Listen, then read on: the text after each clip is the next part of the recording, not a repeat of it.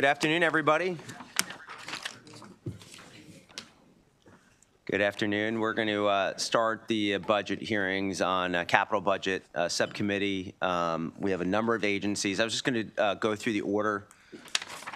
We have a number of analysts that need to be in both places at the same time, so I appreciate everybody's flexibility in accommodating our wonderful staff.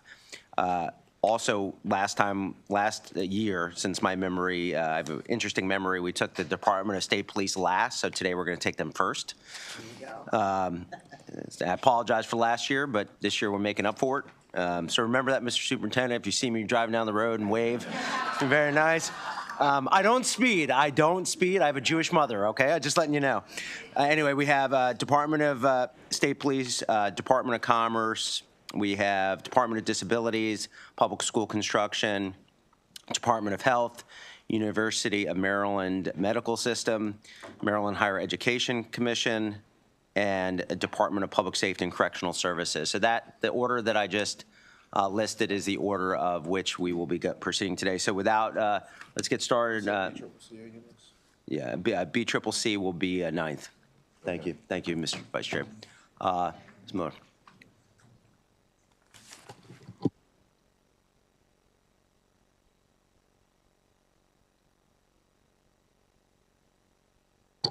Jane, do you mind turning on Ms. Miller's mic? Thank you very much. Good afternoon, Chair Zucker and committee. My name is Madeline Miller, and today I'll be presenting the DLS analysis of the Department of State Police's capital budget. The Capital Improvement Program, or CIP, includes 7 projects, of which 3 receive funding in fiscal '26. Those 3 projects include the replacement of Barrack L in Forestville, the renovation of the communications room in Barrack J, which is Annapolis's barrack, and a new garage at that site, and a project in Waterloo. The oldest 2 barracks currently in operation are the Forestville and Annapolis barracks, both of which were built in 1972. Newly constructed barracks are expected to have a lifespan of 40 to 50 years and incorporate design elements to improve functionality, cohesion with other departmental operations, and safety for employees and the public. Barrack L is an ongoing project that has previously received $5.4 million and is expected to cost approximately $22.1 million. In addition to providing $7.4 million for the project in fiscal '26, the capital budget pre-authorizes $8.8 million in fiscal 2027 to complete construction funding. The project's design phase started in July 2023. Though design was previously predicted to last 12 months, it's been extended to 20 due to changes in scope. The project's design was updated around stormwater impacts, and square footage had to be increased for the barrack. As design progressed, the barrack increased from approximately 15,600 gross square feet to almost 17,000 gross square feet to accommodate additional restroom, mechanical, utility, and circulation space. Total site work costs also increased from $1.3 million to $2.3 million. Barrack J is another ongoing project. Its design began in February 2024, and the project is necessary to restore full functionality to the barrack. In its current state, it cannot directly dispatch troopers or monitor troopers. Another project element, the replacement of a non-functioning garage, is required to maintain the assigned patrol fleet. When the replacement garage is complete, it will incorporate lessons learned from the Cumberland and Berlin barrack projects and have 3 vehicle bays. It will also house a K-9 unit and have space for the Facilities Management Division building mechanic. Between the 2024 and 2025 CIPs, the total project increased 112% from $3.9 million to $8.7 million, with most of the increase coming from the expanded scope and increase in construction costs after design began. The project scope was expanded to include an additional 1,672 gross square feet for the garage and to include additional interior demolition within the barrack. Design costs also increased by approximately $191,000 to reflect the addition of Motorola radio systems. Barrack A is a new project. In 4 phases, it will build a new garage, demolish existing structures at the site, build the new garage and renovate the historic one, and demolish the existing barrack. The historic barrack dates to 1937, and the current one was built in 1980. The fiscal '25 budget includes a little over $500,000 to begin design. This project is necessary because the current barrack has reached its expected useful life, and its design is not conducive to employee and detainee safety. The new barrack will improve access to holding cells for both detainees and officers and ensure there is sight and sound separation in the event of there being adult and juvenile prisoners. Though the historic barrack is structurally sound and a good candidate for restoration, its multi-level design and other space limitations make it unsuitable to replace the current barrack. Within the historic barrack, renovated space will include dormitories and space for employee fitness and administrative spaces for licensing division and logistics command personnel. The construction phase is planned to begin in July 2028. The site specifications allow the department to maintain its operations during the construction phases. The total project costs are estimated to be $19.8 million, a 26.3% increase from the $15.7 million estimated by last year's CIP. DLS has one concern, that the program approval has not yet been received. However, the Department of Budget and Management reports that approval is likely by the end of fiscal 25. The department's out-year projects are listed on page 8. Only Barrack Q in College Park has previously received funding to begin design. This design phase is not likely to begin until the fourth quarter of fiscal 25. The other 3 projects, the Brooklynville New Public Safety Complex, the renovation of Building D in Pikesville, and the barrack replacement in Glen Burnie, all received fewer design funds in their first year of funding under the current CIP compared with last year's. This will better align state spending with expected project timelines. Additional observations appear on pages 9 and 10. As shown in Exhibit 1 on page 9, planned spending in fiscal 26 and beyond increased from $116.1 million to $133.5 million between the 2 CIPs, the 2024 and 2025 CIPs. That's an increase of 15%, even though none of the projects being funded changed between the 2 years. The Department of State Police, the Department of Budget and Management, and the Department of General Services were able to incorporate additional information about recent design and construction contracts in the current CIP, and the current should reflect current bid market rates for construction. Projects that receive funding in fiscal 26 demonstrate the updated cost estimates well, as seen in Exhibit 2 on page 10. These projects are not perfectly comparable due to specific site limits associated with each, as well as the different intended purposes. However, all 3 involve the construction of a garage, and all 3 are barrack projects. Each project has seen its cost per gross square foot increase compared with the 2 previous CIPs. The total construction cost per gross square foot for Annapolis project increased 9.6% between 2023 and 2024, and then increased 84% between the 2024 and 2025 CIPs from $651 to $1,198 per gross square foot. Updating cost estimates to reflect current market prices allows the state to better plan for construction contingency costs, which are set at 10% for each project. Though all 3 of the barracks include a new garage, the cost per gross square foot of the garages varies considerably. The project sites have unique configurations, and cost estimates may make different assumptions or attributions between different structures. Finally, returning to the update section on page 3, the capital budget bill deauthorizes approximately $840,000 in funding originally appropriated for the new Cumberland Barrack and Garage project, which was completed in May 2021. The total project cost was $11.9 million. DLS recommends approving all authorizations, deauthorizations, and pre-authorizations for DSP. That concludes my presentation, and I'd be happy to take any questions from the committee at this time. Well, thank you very much. Any questions? Ms. Miller? Well, thank you very much for that great analysis. Mr. Superintendent, come on up with your team. Good to see you. Hey, good seeing you, sir.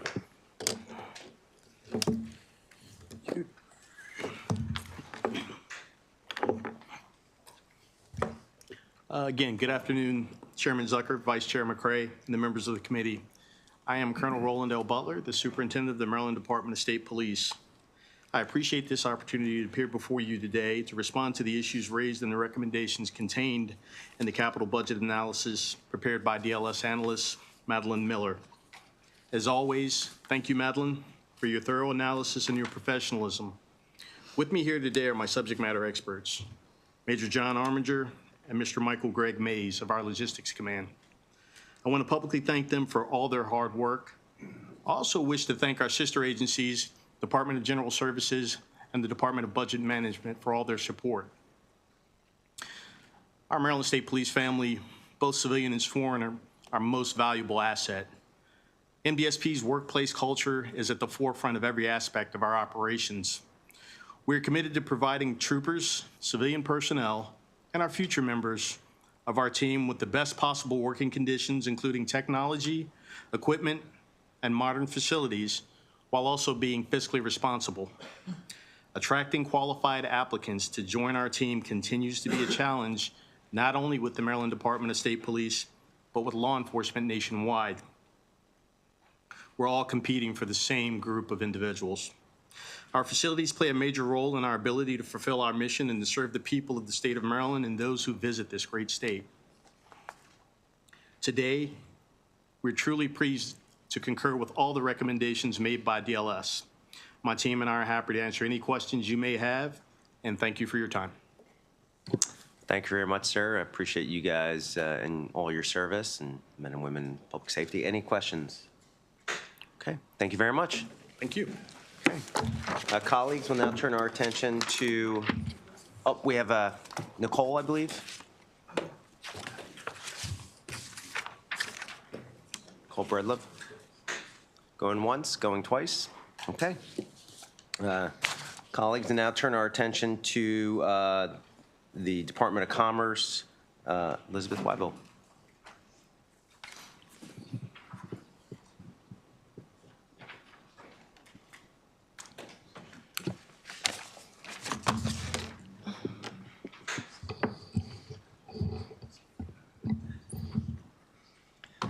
All right. Thank you, Mr. Chair. My name is Elizabeth Weibel, and I'll be presenting the analysis for the Maryland Arts Capital Grant Program within the Department of Commerce. This program awards grants to arts and cultural organizations for them to carry out capital projects. It receives $3 million in general obligation bonds in the fiscal 2026 capital budget. This program was established by Chapters 394 and 395 of 2021, and that legislation mandated that the governor provide $3 million annually in fiscal 2024 through 2029 through either operating or capital funds. Thus far, the program has been funded with GO bonds. As you'll see in the exhibit on the first page, that the plan is to continue to use bond funding through 2030. I will note that funding is currently planned in the CIP to continue past the mandated funding dates, and DLS recommends that Commerce continue to track the outcomes and effectiveness of the program to aid in determining whether the program should continue past that funding date.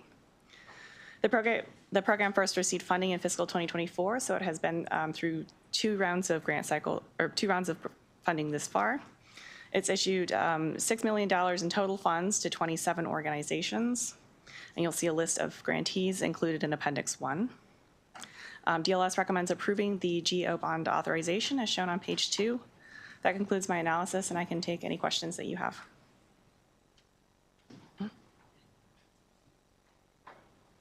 Well, thank you very much. Any questions? All right, thank you. We'll now turn to the agency. Come on up.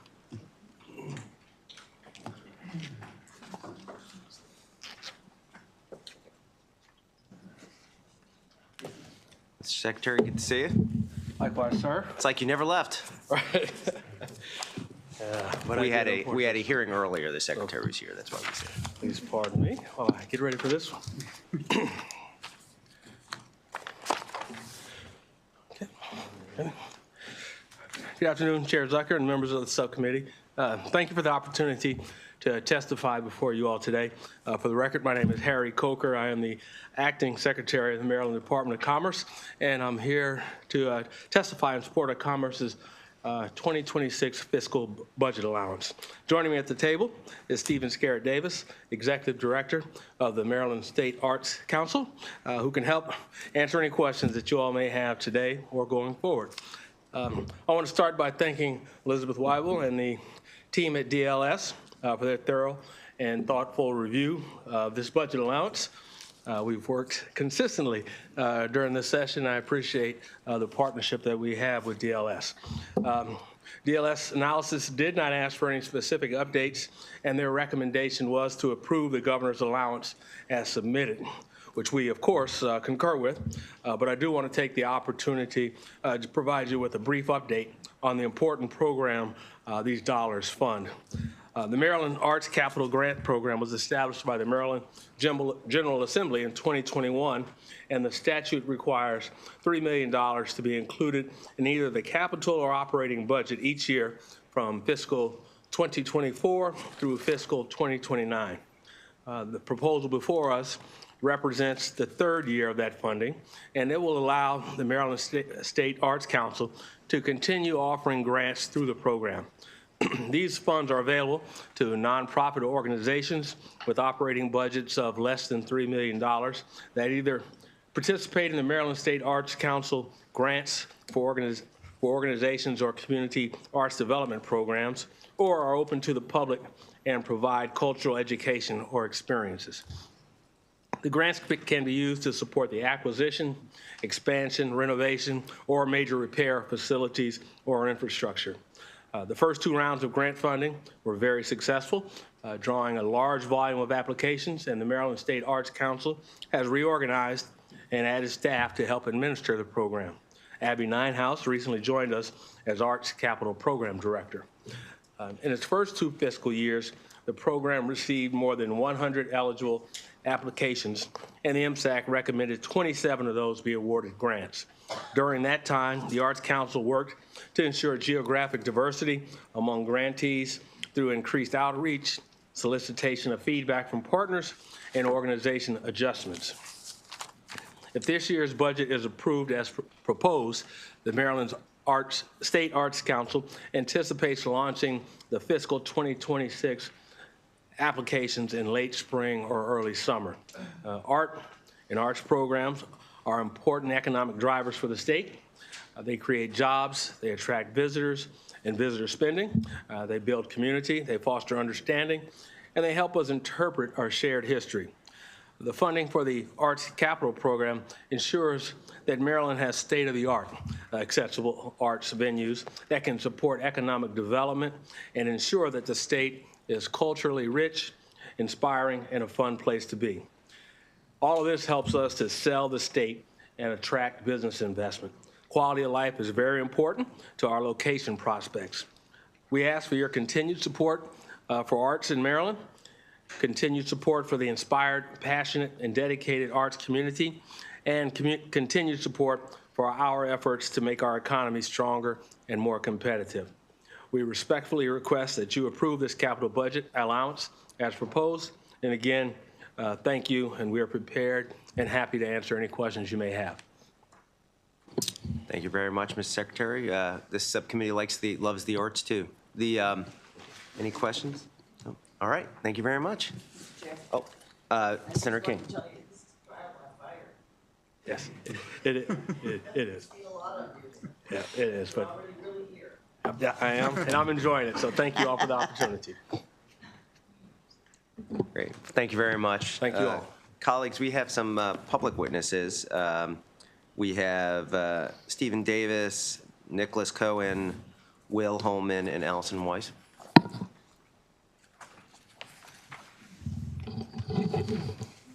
Welcome. Thank you. Chair Zucker, Vice Chair McCray, honorable members of the committee.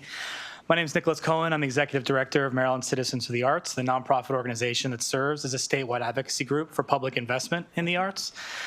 Through our advocacy, we represent the interests of over 300 arts organizations, 24 arts councils, 29 arts and entertainment districts, and thousands of independent artists across Maryland.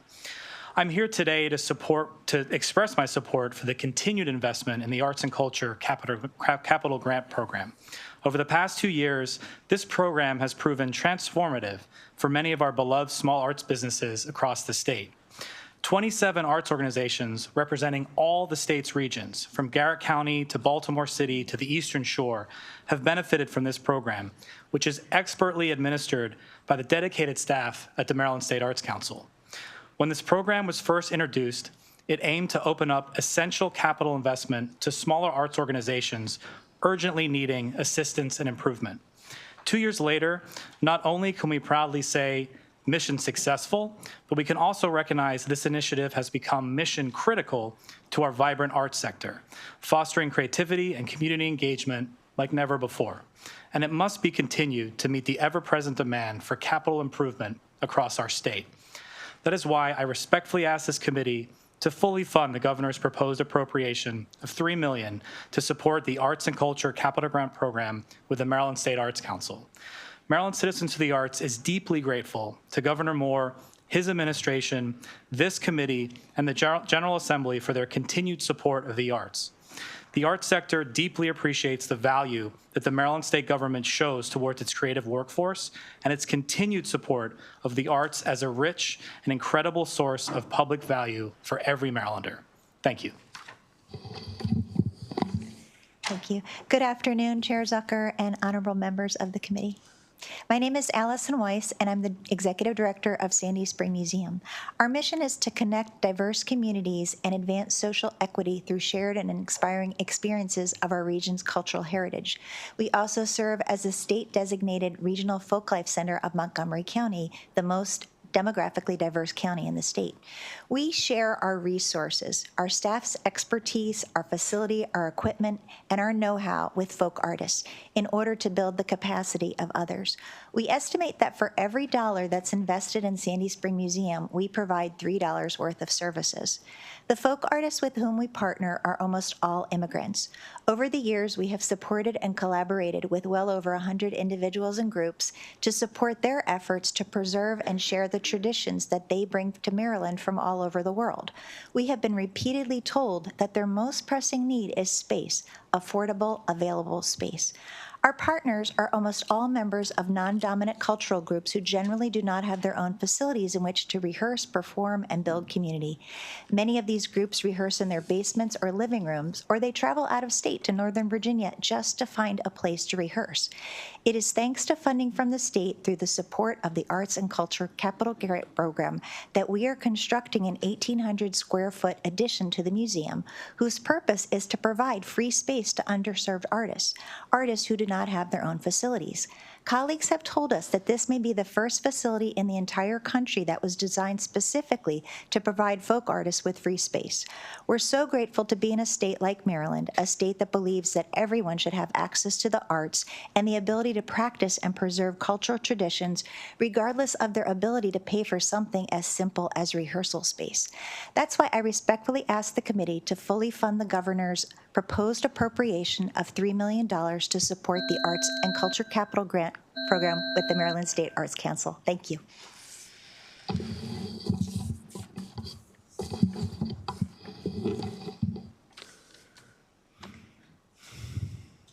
Great. Good afternoon, Chair Zucker and Vice Chair McCray, and honorable members of the committee. My name is Will Holman, and I'm the CEO of OpenWorks, a network of nonprofit makerspaces in Baltimore City.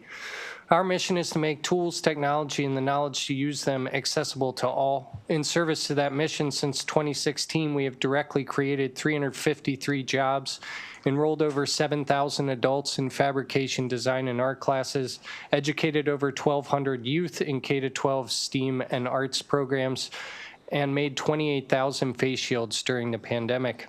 This added up to an aggregate of $37.2 million in annual economic impact in the state of Maryland, as quantified by Coppin State University in a study published last year. Last year, we also signed partnership agreements with Coppin State University and the University of Maryland, Baltimore to open and operate satellite makerspaces on their campuses. Many of the jobs and small businesses we support are those of artists and artisans who could not survive without low-cost access to extremely expensive fabrication equipment. Multiple artscape installations and Sondheim finalist exhibition pieces have been fabricated in our facility.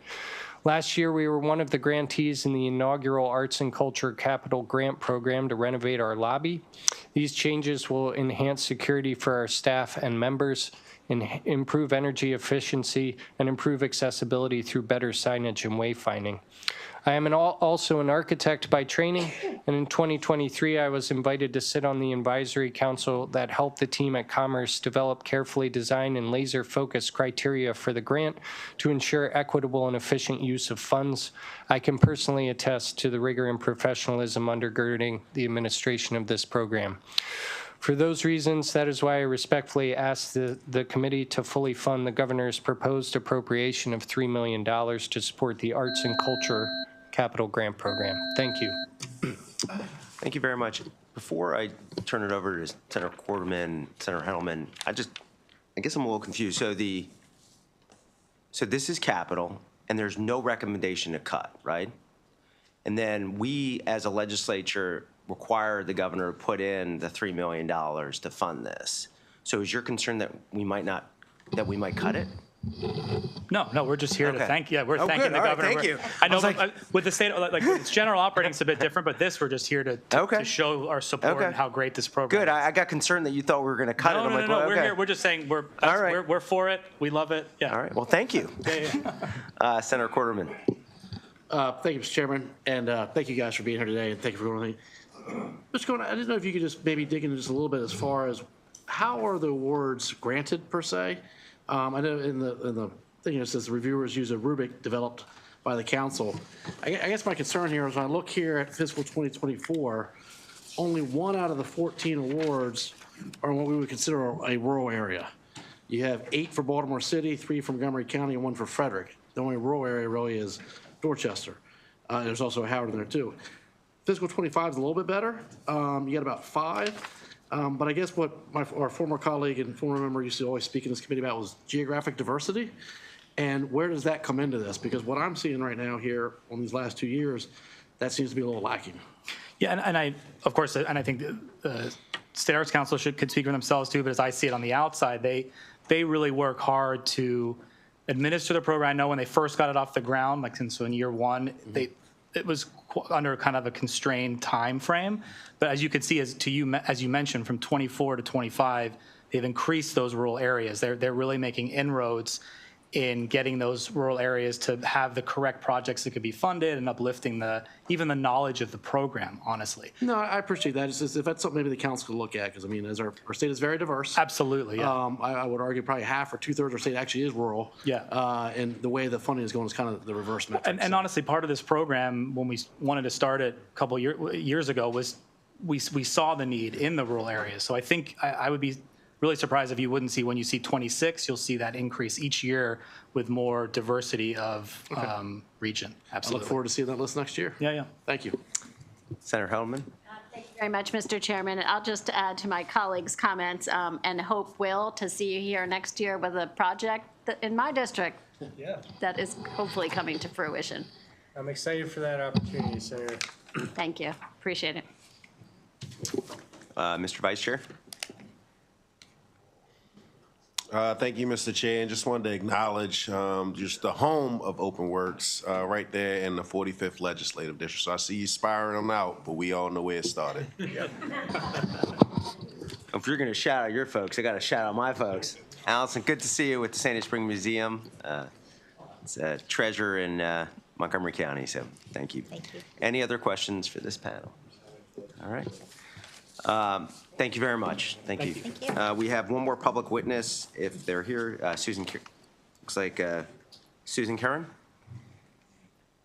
Okay. All right, colleagues, we will now turn our attention to the Department of Disabilities. Ms. Andrade.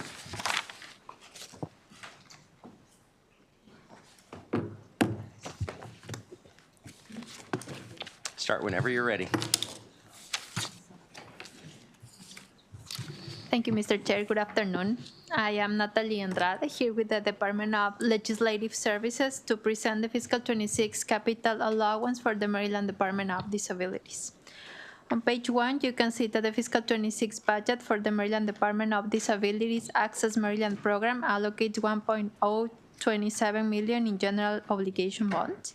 This funding will support 7 projects, 2 for design only, 4 for construction only, and 1 involving both design and construction. At the bottom of page 2, there is a discussion of a new policy to address project backlogs. Starting in fiscal 25 application cycle, Maryland Department of Disabilities limits agencies, sub-agencies, and campuses to 3 active projects phases before applying for new funding.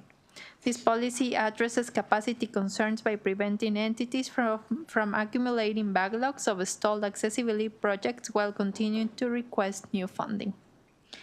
Exhibit 1 on page 3 and 4 shows the Maryland Department of Disabilities funding in the governor's budget as introduced.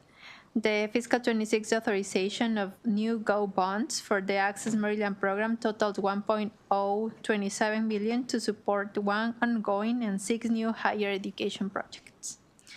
On page 5 begins the issues section related to the significant balance that Maryland Department of Disability maintains. Exhibit 2 on pages 6 through 9 provides an overview of various accessibility-related projects authorized across different fiscal years. It shows that as of February 25, from fiscal 21 to fiscal 25, only 15% of the total $7.9 million authorized has been encumbered, highlighting a potential slow pace of project execution.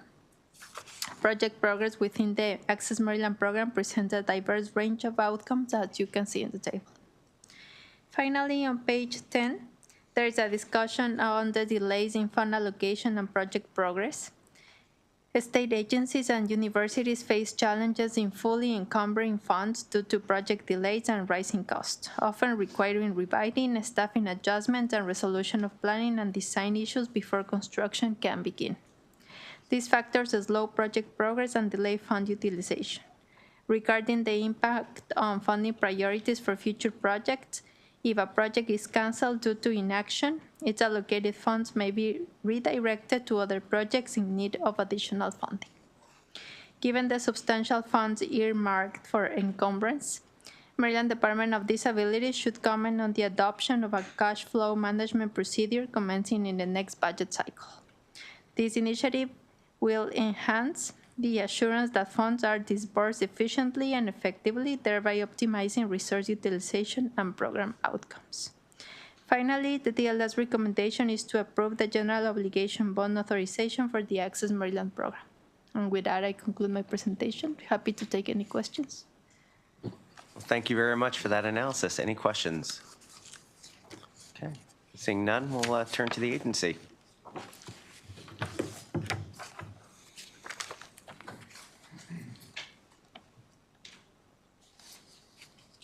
Welcome.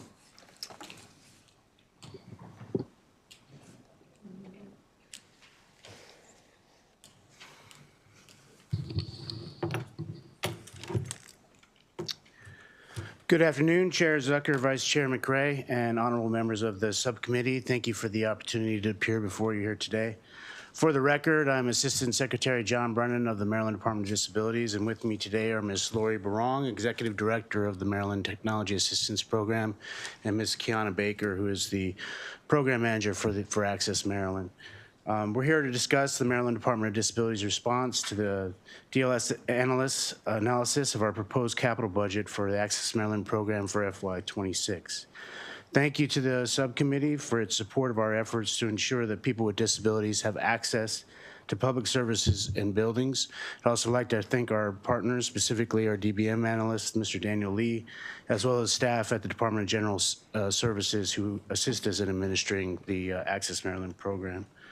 I'd also like to thank our analyst, Ms. Natalie Andrade, for her thorough analysis, and we respectfully concur with the recommendation to approve the general bond authorization for Access Maryland. As requested, I'll briefly comment on the recommendation regarding the adoption of a cash flow management procedure. As we've indicated in our written testimony, we concur with this suggestion beginning in FY27. Referring to the points detailed on page 5 of the analysis, we acknowledge the program is experiencing low annual encumbrances and continued unencumbered balances despite our efforts, which have been outlined on page 10. In addition to the strategies highlighted by Ms. Andrade in the analysis, we also prioritize the encumbrance of the oldest capital appropriations for active projects and are committed to using the oldest appropriations to cover project overages. The department agrees that a one-year lead-in is necessary to review similarly run capital programs within the state in order to incorporate this model into our process and to do so in a manner that is minimally disruptive to previously awarded projects.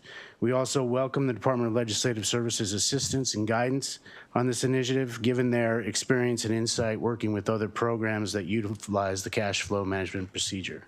That concludes our testimony. Thank you for your time, and we're happy to answer any questions you might have. Thank you very much, Mr. Deputy Secretary. Any questions for panel? All right, thank you very much. Thank you. Have a great day. You too. Committee will now turn our attention to public school construction. Ms. Hyde.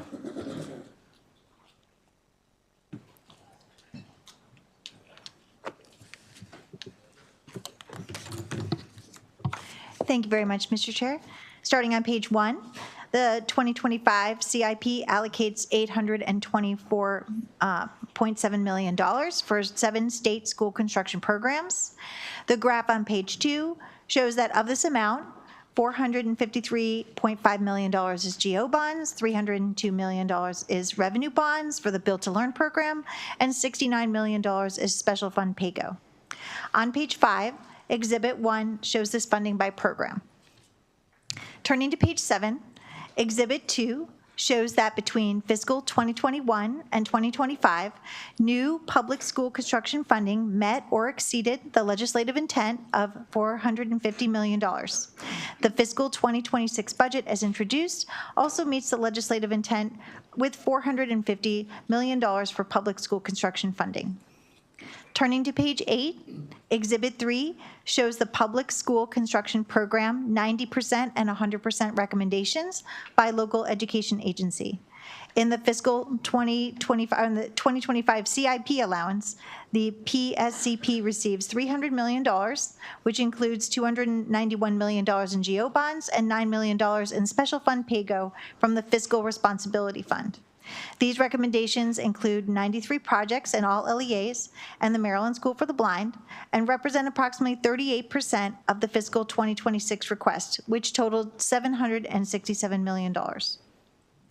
Turning to page 10, Exhibit 4 shows the 3 Build to Learn bond sales to date, which total $1.1 billion. Since annual appropriations for debt service are fixed at $100 million per year, higher interest rates reduced bond proceeds. The most recent bond sale was in October 2024, and the estimated amount available for projects has declined as interest rates have increased. On page 11, Exhibit 5 shows that if rates remain at current levels for the remaining sales, revenues will support between $1.6 billion and $1.8 billion in projects. Turning to page 12, Exhibit 6 shows Build to Learn approved project allocations, which currently total $1.4 billion. With these approvals and an estimated $1.7 billion available for projects, the remaining allocation is approximately $359 million. Turning to page 14, Exhibit 7 shows allocations to the Healthy School Facility Fund, which total $90 million in fiscal 2026 to meet the mandate, and $370 million since fiscal 2021. On page 15, Exhibit 8 shows that of the $370 million appropriated to the HSFF, IAC has allocated the majority of funds, $190 million, or 51%, on roofs and related repairs.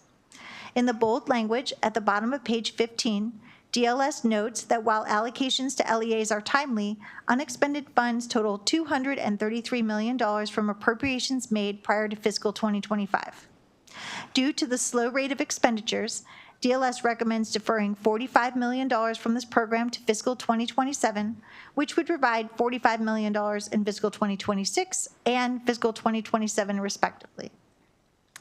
Turning to page 16, Exhibit 9 shows funding for the Enrollment Growth and Relocatable Classroom Supplemental Grant Program.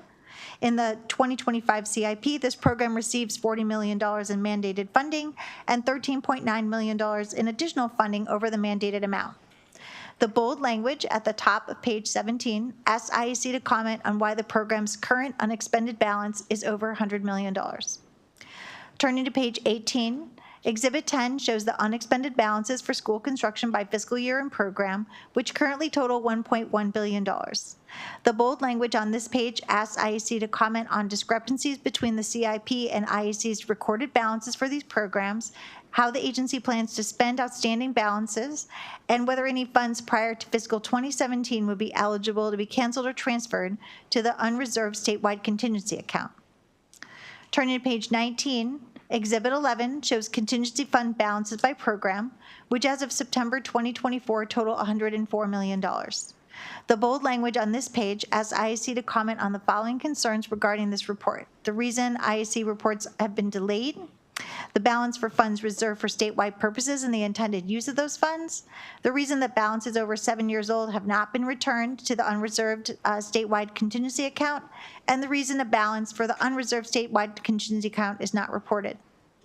Remaining exhibits and appendices in this analysis include information from managing for results measures on the age of state school buildings and maintenance effectiveness assessment results, program allocations by LEA, the current state cost share, and total school construction funding by LEA.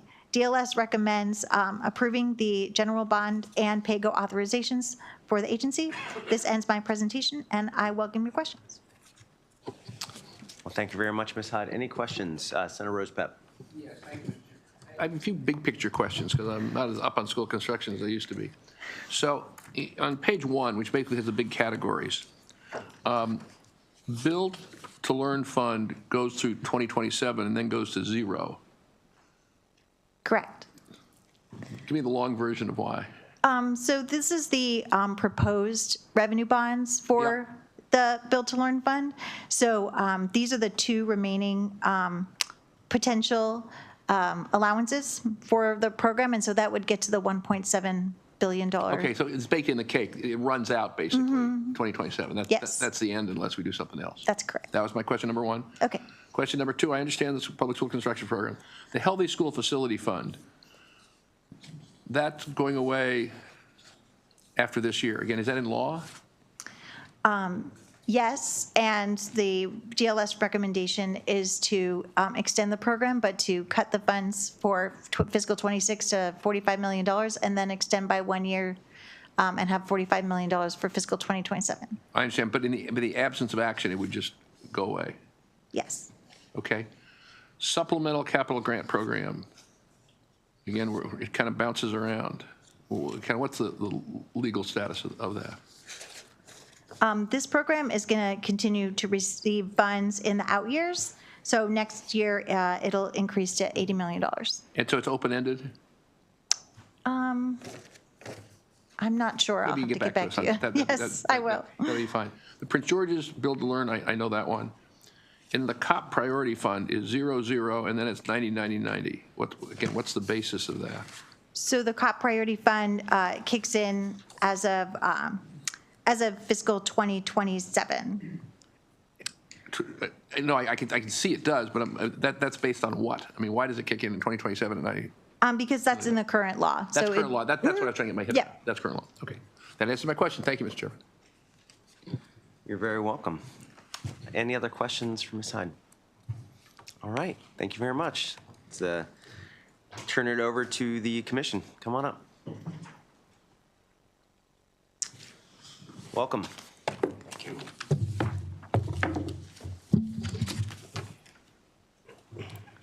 Please begin whenever you're ready.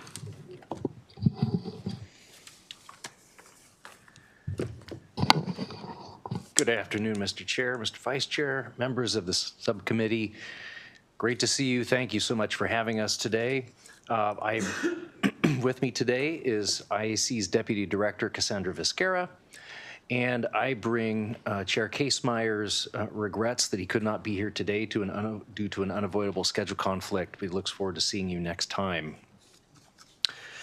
I also want to thank this subcommittee and the Budget and Taxation Committee for the work over the past 5 years in supporting school construction at an increased level, because it is having a truly significant positive effect on public school students around the state. And also thank you to Laura Hyde and DLS staff for their excellent support and analysis. I'm going to provide some comments and context on this capital budget this year because it's a very challenging one.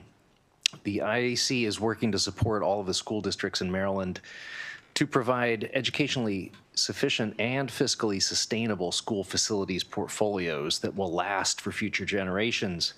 The annual investments on an ongoing basis that are required to achieve those facilities are substantial at an industry standard of nearly 4% of capital renewal value, capital replacement value of the facilities. It would not be unreasonable for Maryland's LEAs to be spending more than $2.3 billion per year to keep up and renew the 142 million square feet of space in their portfolios.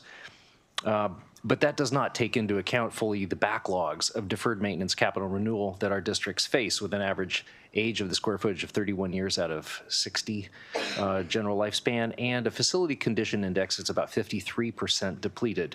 You can see this on the graphic that's on page 2 of our written testimony. At the portfolio level, the average facility condition that would optimize educational sufficiency and fiscal sustainability of the facilities would be in the mid 30% depleted range. What gives a better sense of the need, however, than this average condition figure is the fact that more than 4 out of every 5 of our public school facilities are at 45% or more depleted. And this means that school districts are facing a need for major system replacement or facility renewal projects for about 80% of their facilities. Maryland school districts and the IAC greatly appreciate the General Assembly's focus on school facilities over the past few years. Since 2021, the General Assembly has more than doubled the average annual amount of state capital funds appropriated to school construction to an average of $880 million per year, compared to less than $400 million per year over the previous decade. This increased level of investment has helped slow the downward slide in facility condition, but it's not enough to hold the condition steady, much less to reverse the decline. In fiscal year 2026, in this budget, the IAC faces a critical funding gap of $55 million between the governor's proposed budget for CIP and supplemental capital grant programs combined, and the amount needed to fulfill the state share responsibilities for just the school district's highest priority project requests. There are 6 particular projects that are major projects, mostly in small rural jurisdictions, that lack the local fiscal capacity to cover the shortfall should the General Assembly not be able to appropriate the needed dollars. It's unclear how they would go about doing that and keep the projects on schedule. On the state side, the consequences would be a more highly pressured fiscal 27 capital budget because the project needs never really go away when they're not funded. If we leave this gap of $55 million to a fiscal 27, we would add it to the projected $111 million gap that we see for that fiscal year to bring it to $166 million.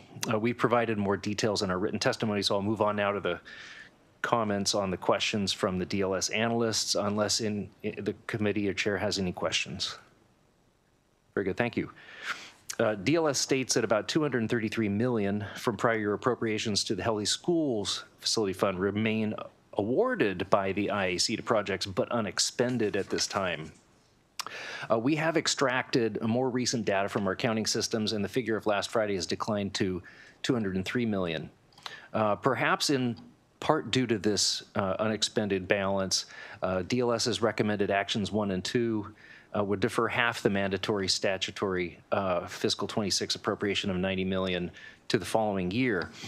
In our written testimony, we described how any deferral of these funds will result in fewer of the urgently needed capital projects being executed and more projects being postponed, likely incurring significant added maintenance costs, including avoidable and costly emergency repairs to keep aged systems functioning past their expected cost-effective lifespans.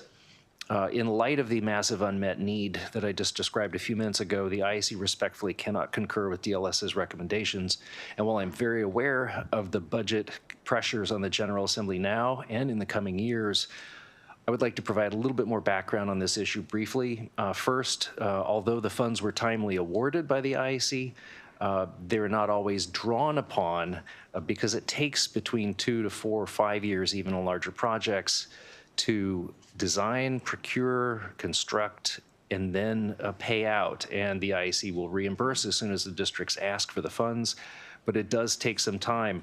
As a result, the prior year Healthy School funds in the IEC's accounts today are encumbered on projects that are in progress and are not available to substitute for fiscal 26 funds. The projects that will need the full 90 million are new and different projects that are now lined up outside our door for a state share. These projects have already spent a few years waiting in line as it snaked around the block behind our office, up through the parking lot, and finally made it to the door. If half the allocation to that program disappears for fiscal 26, it will bump projects into 27 and push off very much needed repairs. On the unexpended balance of 100 million in EGRC, there are two primary reasons. First, the timeline of construction on projects, as described on the first question, combined with the statutory restrictions around funding, which also require that the IEC hold funds on a project for 2 years without them being under contract, and then we revert into the reserve accounts and can place them on other projects. Essentially, we're pushing those dollars out as fast as we can, but LEAs are not necessarily conducting their projects as quickly as we would all like. Regarding unexpended funds prior to fiscal 2021, I'll have Cassandra make some comments on that. So, Mr. Chair, members of the committee, we are working through a complete reconciliation of our legacy data to confirm all of the prior year account balances. And we have understood that those funds are restricted for the purposes they were originally appropriated. We're working with DBM, STO, our AAG, and the staff at DLS to determine whether and how to unrestrict those older funds so that we can put them toward the CIP. Thank you. And finally, reserve fund reporting. We have had obviously challenges delivering some of the reports with the balances we want. That's been complicated by the legacy information systems that we've inherited. However, our new financial accounting systems are about 2/3 implemented, and we are looking to be able to provide a lot more complete and timely data going forward in our reporting. This concludes our comments. I really appreciate this time. Thank you so much for your patience. Happy to answer any questions you, the committee, might have. Great, thank you very much. Any questions? Senator Rosebeth. Yeah, good to see you. Likewise. I'm, again, a little out of date on some of this stuff. I mean, you may not have this handy, but I'd like to get, what is the current average cost per student for new middle schools, high schools, and elementary schools? So that's not a figure that we constantly maintain, but I would be happy to have it calculated and provided to you at the most current numbers. That'd be great. It is variable, as you know. Right. And we have been focusing on cost per square foot instead recently because we've had 5, maybe 6 requests from LEAs to increase the award to projects because of cost per square foot increases. That has been the hot topic over the last year. The IEC has approved at least 5 increases due to construction cost inflation, due to materials and labor shortages. So, you know, really that's where the agency's focus has been. However, happy to get you those data. No, I appreciate that. I mean, I get it, and you and I know this issue. And square feet is one big variable. It's not the only variable. And cost of construction is another variable, and kind of construction is another variable, and so there's a lot of variables. So that'd be one, but the other would be, if we could also get an updated list again for each elementary, middle, and high school of, let's say for the last 3 years, 2 years, currently, whatever period you want, of the range of costs per student. So average and then range, high, low, and average. Happy to do that. That'd be great. Great. Thank you, Mr. Chair. All right, any other questions? All right, thank you very much. Thank you all. Colleagues, 5 more agencies to go. 5 more to go. We'll turn our attention now to the Department of Health. Ms. Kimura.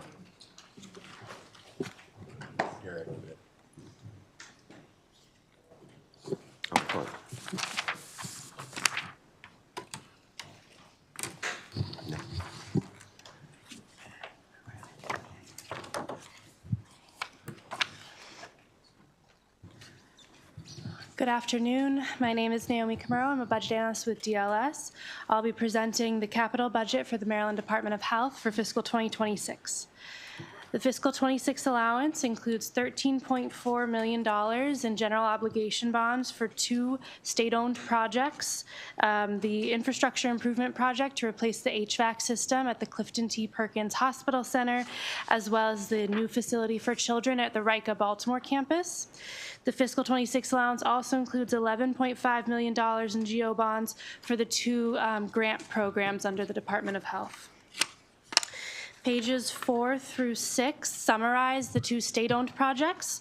So first is the HVAC replacements at Perkins. This is following a heating system failure in November of 2023. The fiscal 26 allowance includes $12.5 million for construction, and the project has already received $10.4 million previously from the DGS Facility Renewal Fund, and MDH provided $227,000 for planning. Pursuing this project is causing the department to pause renovation of the north wing at Perkins.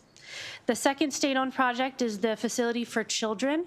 This expands bed capacity at the Rica Baltimore campus, and the fiscal 26 capital budget includes $942,000 for planning.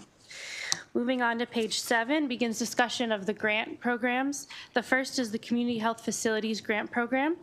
The 2025 CIP includes $8 million for 6 grants to community health facilities around the state, and those are listed in Exhibit 1 on pages 8 and 9. The second grant program under the MDH capital budget is the Federally Qualified Health Center Grant Program. This program, facilities in this program receive funding from the state for capital projects, but receive operating funds from the federal government. And so given the uncertainty of future federal funding, DLS has asked MDH to comment on plans to alter or pause FQHC capital projects should current revenue streams be interrupted at the federal level. Exhibit 2 on page 10 shows the FQHC by region as of August 2023 and then as of August 2024. And Exhibit 3 on page 11 shows the 3 projects that are included in the fiscal 26 allowance for a total of $3.5 million. Pages 11 and 13 discuss the HVAC replacement project. So as I said earlier, at Perkins, they experienced an HVAC failure in November of 2023. The department immediately secured a vendor to provide an emergency temporary system. And the Board of Public Works has authorized several modifications to the original contract throughout calendar 2024. The funding for that temporary replacement is in the operating budget. So the capital funding is for the permanent replacement. In December of 2024, BPW authorized an expedited procurement for that replacement. We've asked MDH to explain why it did not pursue an expedited procurement earlier in calendar 2024. In addition, we've asked MDH and DGS to comment on existing protocols that exist to ensure critical components of their facilities do not reach emergency status and what gaps might exist in these procedures. We've also asked the agency to comment on why this project was not a part of the DGS facility renewal list, given that the issue appears to have been known for some time. Lastly, on page 14, an Appendix 1 just lists out the operating costs associated with the funded projects. The facility for children lists a requirement of 250 regular personnel in fiscal 2030, and so we've asked MDH to comment on the staffing plan and how it estimated that number of necessary positions. In closing, DLS recommends approving all authorizations, pre-authorizations, and amendments to prior authorizations for the Maryland Department of Health. Well, thank you very much for that wonderful analysis. Any questions? All right, call up the agency. Come on up.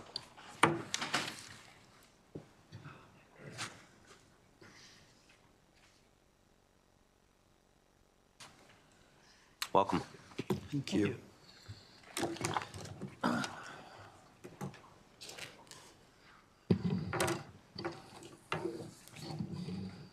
Good afternoon, Chair Zucker, Vice Chair McCray, and honorable members of the Capital Budget Subcommittee. For the record, I am Clint Hackett, Deputy Secretary with responsibility for operations at the Maryland Department of Health. Today I'm joined by Mr. Will Andalora, Director of the Department of Health's Office of Facilities Management and Development.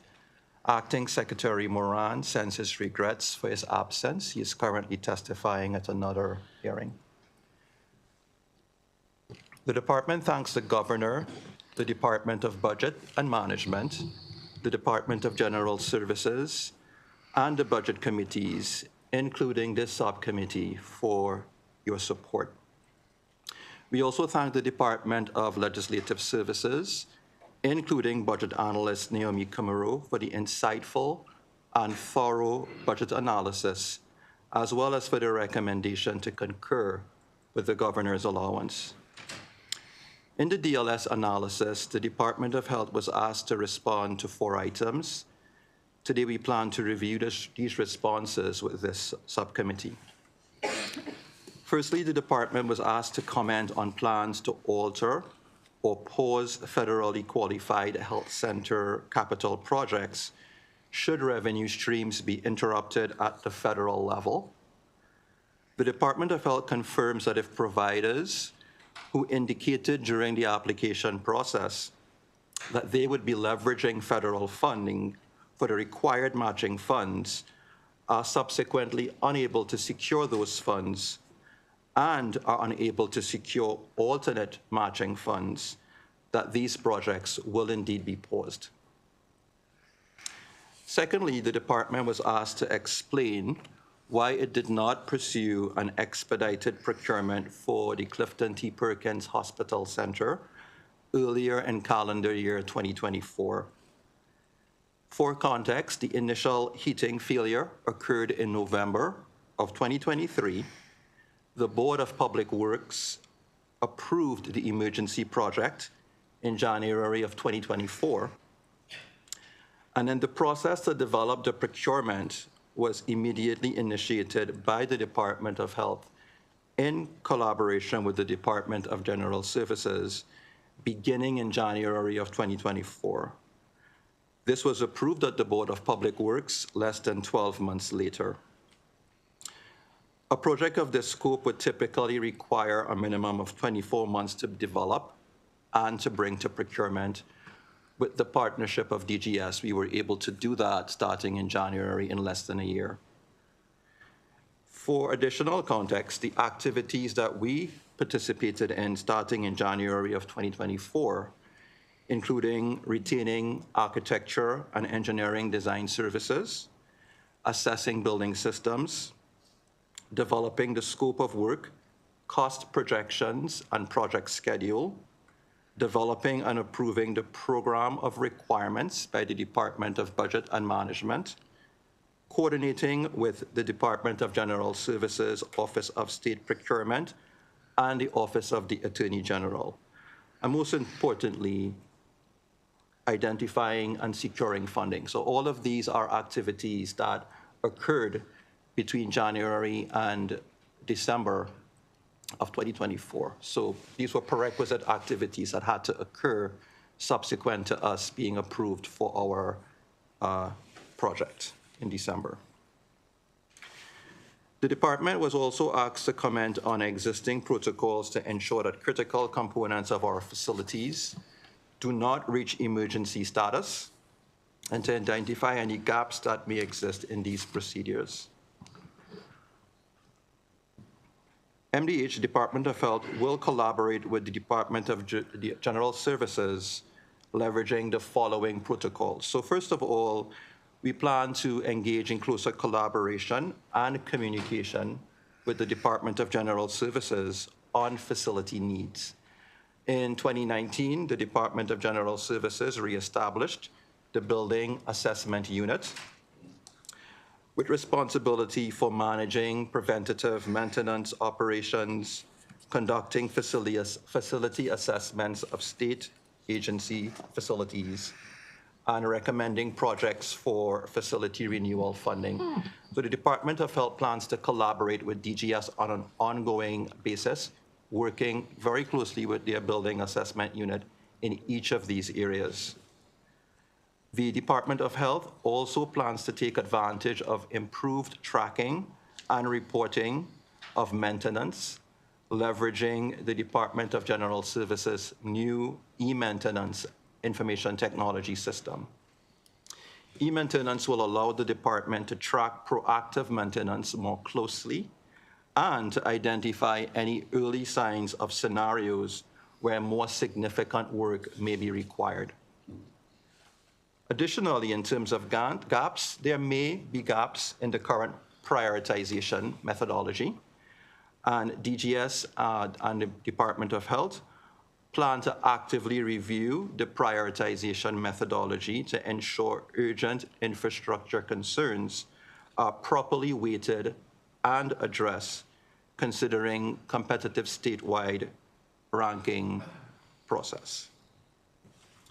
The department was also asked to comment on why this project was not a part of the DGS facility renewal list. We will see that at the time of the equipment failure in 2023, DGS and MDH were actively engaged in the development of a comprehensive building assessment for the Clifton T. Perkins Hospital Center, which had been initiated as a first step to support the development of a larger capital improvement project for the facility. So the process was already underway when this failure occurred. In fact, the assessment included recommendations for comprehensive renewal of the HVAC infrastructure, and that assessment was actually used in the development of the expedited procurement. Finally, the department was asked to comment on the federally qualified health center and high-intensity residential or resident treatment center staffing plan, and how it estimated the number of positions required for the new facility. The FFC and high-intensity RTC staffing plan for Riker Baltimore includes consideration for the clinical aspects of the facility, so there's staffing required for the clinical side of things, as well as for the educational services to ensure participant education rights are maintained. So staffing for the treatment services is based on an expansion of the current staffing model for the FFC and HRTC program currently based at the John L. Gildner Riker campus in Rockville. So we basically replicated the model for an existing Riker in Rockville. For educational staffing, considerations were given to high school education requirements, including content certified teachers in English, math, science, social studies, physical education, art, and music. We also have to factor in the small class size requirements and support staff, as well as for middle school educational requirements, including separate staff required for middle school students, along with accompanying small class size and support staff requirements. This concludes our comments, and we are happy to take any questions that the subcommittee members may have at this point. Well, thank you very much. Senator Quarterman. Thank you, Mr. Chairman, and thank you guys for your presentation and updates here along the way. Just have two things. The first one's more of a comment than a question in regards to the thing at Perkins with HVAC. And I know that you were commenting that the 12 months was much quicker than anticipated 24 months. And I don't know, maybe I'm missing something, but 2 years seems like a long time to replace the air conditioning. I know it's probably a very complex system. There's a lot going on there to a certain extent. And I don't want to make it too simple, but my AC went out of my house. I called 3 HVAC companies. They came, they gave me prices. We go through it. We check the schedule. Yeah, it took a couple weeks, about a month or so, but I don't know. A year still seems like a lot of time. And so I don't know if that's the appropriate timeline that we're working there. The bigger question, though, is on the other facilities. And I don't think I spoke with you two last year, but I know when the department was in front of us last year, Western Maryland Hospital.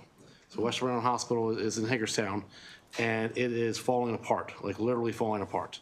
And I don't see it mentioned anywhere in the DLS's report. I don't see it in your response. I don't see it anywhere. And we've had this conversation with the department in the past. I've been here almost going on 9 years now, 3 different secretaries. They all say the same thing, it needs to be replaced. We had a path in place to basically move the patients to Meritus, put them in a better environment, save the state money. That was met with a lot of resistance for a variety of reasons. We won't go down that road right now. But the fact is that that was tabled. That's fine. There is no plan going forward that I've seen. I know that a bunch of people came and talked to me last year after I brought the same concern. Work on it. But again, I see nothing here about Western Maryland Hospital. So I allow the opportunity, if you could please give us an update of where that is, because the hospital's not getting any younger. It is continuing to fall apart, which is putting the patients in danger and the employees in danger. Yes, thank you so much for that question. I will touch on that. So yes, we haven't actively completed a plan for that. What I will commit to you is that I am relatively new in my role. I've been in this role for the past 4 or 5 months. We do have a new secretary that is projected to come in April. One of the things that Mr. Andalora and I have determined is necessary is we did create a facilities master plan that basically has sort of a strategy for all of the facilities owned by the Maryland Department of Health. And based on some of the happenings that have occurred with Perkins and other things, we actually need to take a step back and go back to that plan and sort of reevaluate it. So what I can offer you is that with our activities, our planned approach to reevaluate, we're not going to deviate too significantly from the plan, but there's some adjustments that we're going to have to make. What I can absolutely offer you is, as Mr. Andalora and his team and I work on that, in collaboration with our new secretary, we can absolutely take a look and be prepared to respond to you with a more definitive strategy for Western Maryland as we go forward. No, and I appreciate that, and I understand that you guys just came on. There's a lot of transition within the department.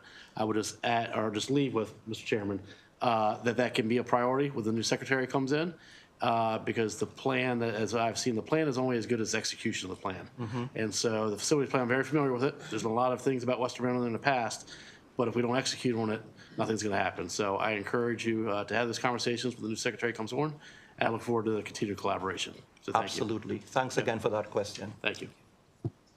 Thank you very much. Any other questions from the committee? Okay, thank you very much. Thank you. Thank you. Colleagues, we'll now turn our attention to the University of Maryland Medical System. Ms. Kimura.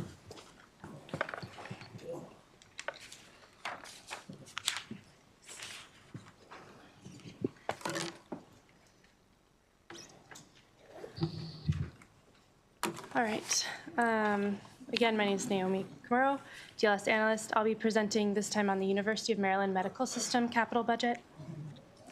The fiscal 26 request includes funding for 3 different projects under the Greenbaum Comprehensive Cancer Center, the University of Maryland Shore Medical Center in Easton, and then renovation of several units in the R. Adams Cowley Shock Trauma Center in Baltimore.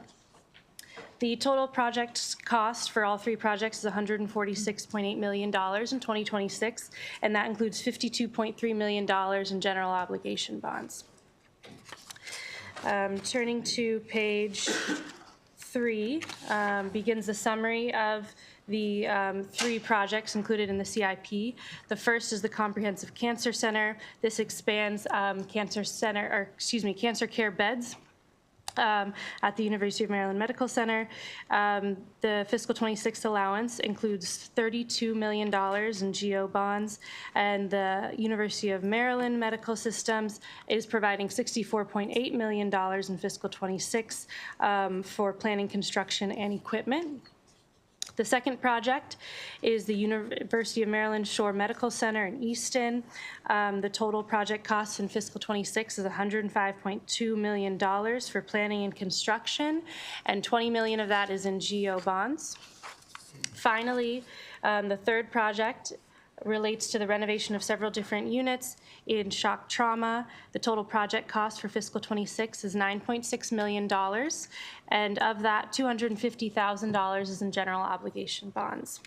One concern DLS cites in the analysis is related to operation costs for the Trauma Resuscitation Unit, or the TRU. Indicated that costs will increase as a result of the expansion, and so we've asked UMS to provide an estimate of the cost increase associated with the TRU upgrades. Page 7 and 8, the rest of the analysis talks about unencumbered balance that UMS held. Exhibit 1 shows as of August 2024, they had an unencumbered balance of $76 million just in GO bonds. Due to challenges with the new DGS grant portal system.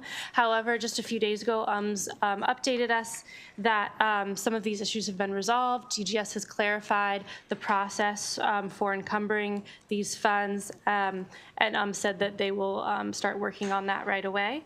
DLS has asked UMS to provide an update on its progress to encumber the funding for these projects. And then in conclusion, DLS recommends approving the governor's allowance. Thank you very much. Any questions? Okay, thank you. Well, I'll call up the medical system. Come on up.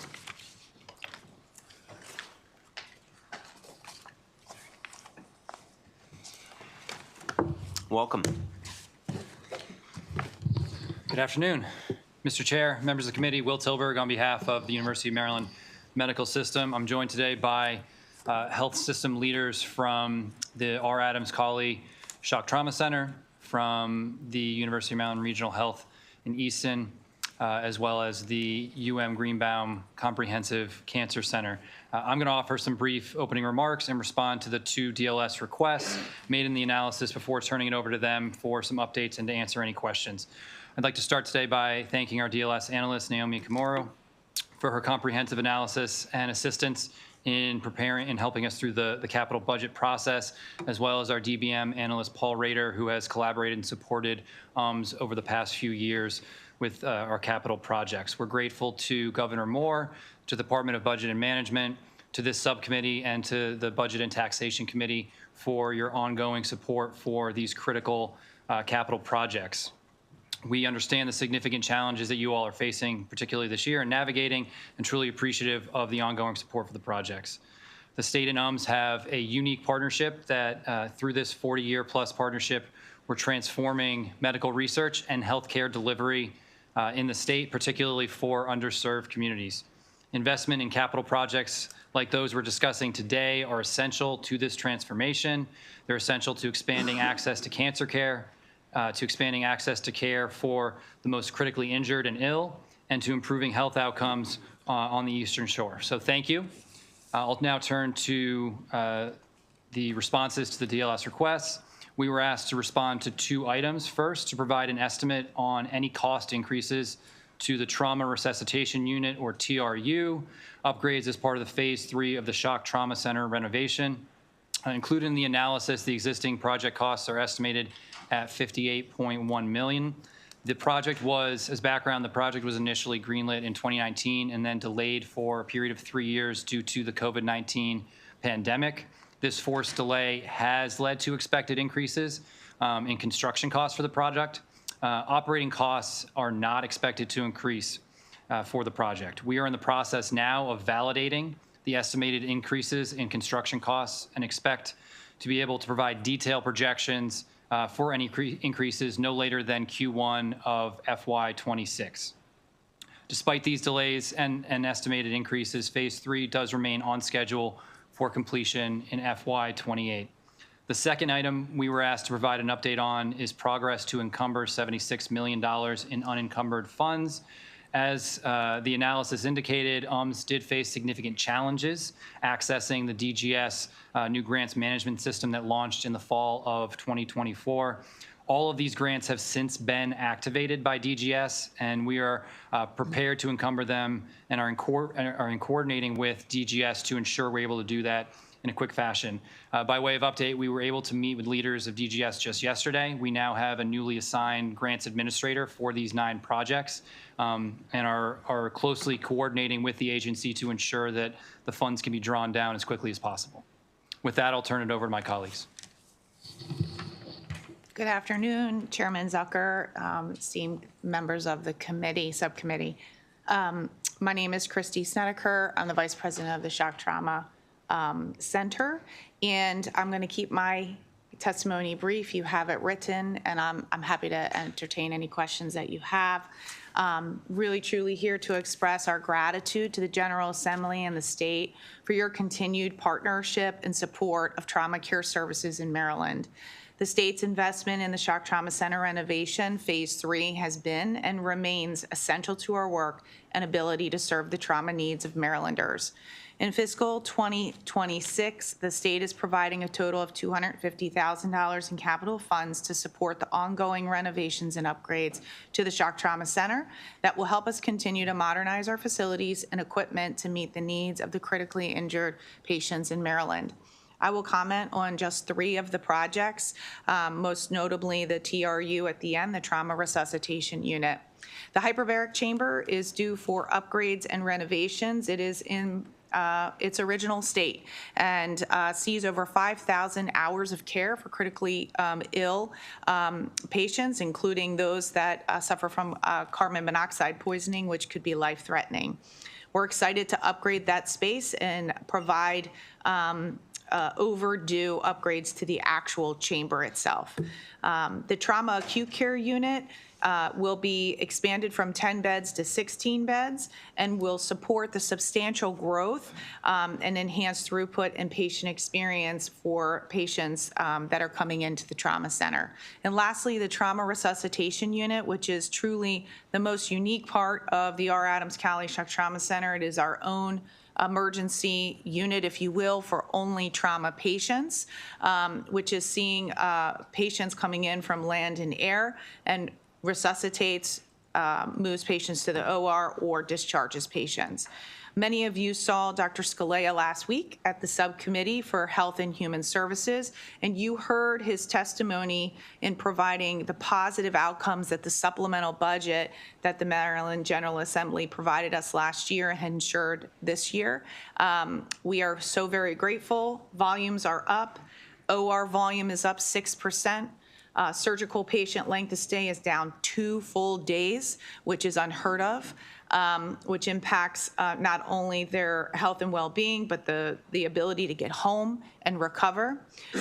We're seeing a mitigation of any lost interhospital transfers, and our capacity alert hours are down well below the state's threshold at 0.10%. The threshold is 5%.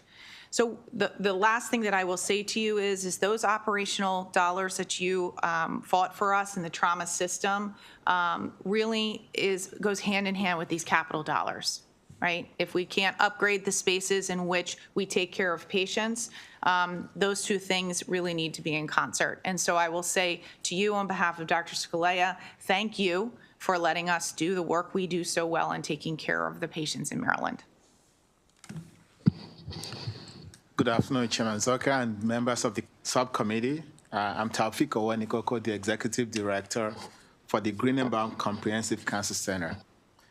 I would like to thank this committee, the General Assembly, and the state for the ongoing financial commitment to cancer care and research in our state. In fiscal year 2026, the capital budget provides $32 million in GO bond funds that will supplement funds from our medical system to support the ongoing renovation and expansion of the cancer center. We are privileged to serve all residents of Maryland. The patient population seen at Greenbaum Cancer Center tripled in number between 2010 and 2021, leading to very, very long wait times for patients coming to our fixed-based outpatient services, as well as reduced access to our oncology inpatient bed for those needing to be admitted from all over the state. Securing the millions of dollars in capital funding from the state has been very, very transformational in planning for a new cancer center building that can meet the needs of our patients and for all Marylanders. These state funds, coupled with the significant philanthropy and investment by our University of Maryland Medical System, allowed us to design and construct a modern cancer center. When completed, the 9-story addition to the University of Maryland Medical Center campus will double our current space. It also expands our inpatient capacity from 52 to 62 cancer beds, dramatically increasing our patient space for the hundreds of patients that we see daily. When this building is open in the summer of 2026, our outstanding patient care will be matched to a state-of-the-art facility. I also want to emphasize that clinical trials are a very, very essential component of treatment for patients with advanced cancer, and underserved minority and rural population are often underrepresented in such clinical trials. Over the past 10 years, more than 70% of patients going on trials at Greenbaum Cancer Center are either underrepresented minorities or residents of our rural communities. Capital investment by the state of Maryland support these patients and advance life-saving research critical to our designation as an NCI comprehensive cancer center. We remain a referral cancer center for cancer patients across the entire continuum of cancer care across the state. And the University of Maryland Medical System greatly appreciate the committee and the subcommittee's consideration, and we respectfully request ongoing support for this critical infrastructural investment. Thank you. Good afternoon, Chair Zucker, Vice Chair McCray, and members of the committee. My name is Ken Kozel. I'm the President and CEO of the University of Maryland Shore Regional Health. And like my colleagues, we at Shore deeply appreciate the support of Governor Moore, the Maryland State Legislature, DBM, and DLS for their unwavering support. This is such a pivotal time for rural health care, with over 185 hospital closures in the past 2 decades and nearly 600 more rural hospitals at risk for closure today. Over the last dozen years, UMS and Shore Regional Health have worked closely with our state agencies and our local communities to help transform healthcare on Maryland's mid-shore to avoid this fate. Completing the next major part of our vision is to build the Easton Regional Medical Center. The inclusion of an additional $20 million in the capital budget for this project marks a pivotal step towards advancing our Shore Regional Medical Center, addressing critical needs such as improving access to care, addressing health equity issues, replacing outdated infrastructure, and accommodating modern healthcare capabilities. The Regional Medical Center will offer essential healthcare services needed for the Mid-Shore, with 147 acute and observation beds, all in private rooms, that will enhance patient throughput, and additional features like geothermal capabilities will help enhance the state's sustainability goals. Other important aspects of our project include generating nearly 5,000 construction jobs, supporting WMBE goals, and recruiting desperately needed healthcare professionals to our region. Our project timeline remains on track, opening in the summer of 2028. And finally, with the state's financial commitment as a catalyst, Shore has raised $37 million towards our $50 million goal for private donations so far. We're also seeking federal and local funds to help further offset the cost of our project. In closing, I wish to reiterate our sincere appreciation for your partnership and thank you for your commitment to advancing rural health care on Maryland's Mid-Shore. Thank you very much. So thank you for everything you all are doing. So right now, you're still waiting for the money to be encumbered, and Department of General Services is working with you on it? Yes, that's correct. And they've assigned someone? Yes. And right now, it's on Department of General Services? I'm sorry, could you? Right now, it's on Department of General Services to give you guys the opportunity to encumber it, correct? Yes. Okay. So I know Department of General Services is watching and listening, and they think some representatives are here today. They've been great partners. I'm giving them until March 11th, so next Tuesday by 5 p.m. to make sure that they fix this, okay? Thank you. Any other questions? All right. Let's turn to the next. Let's go to the Maryland Higher Education Commission. Okay.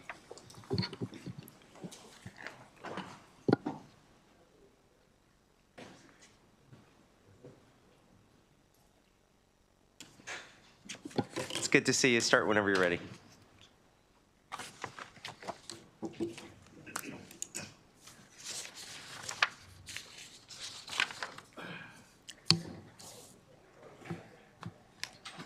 Thank you, Mr. Chair. I'm Subiksha Bujal, and I'll be discussing the Maryland Higher Education Commission capital budget.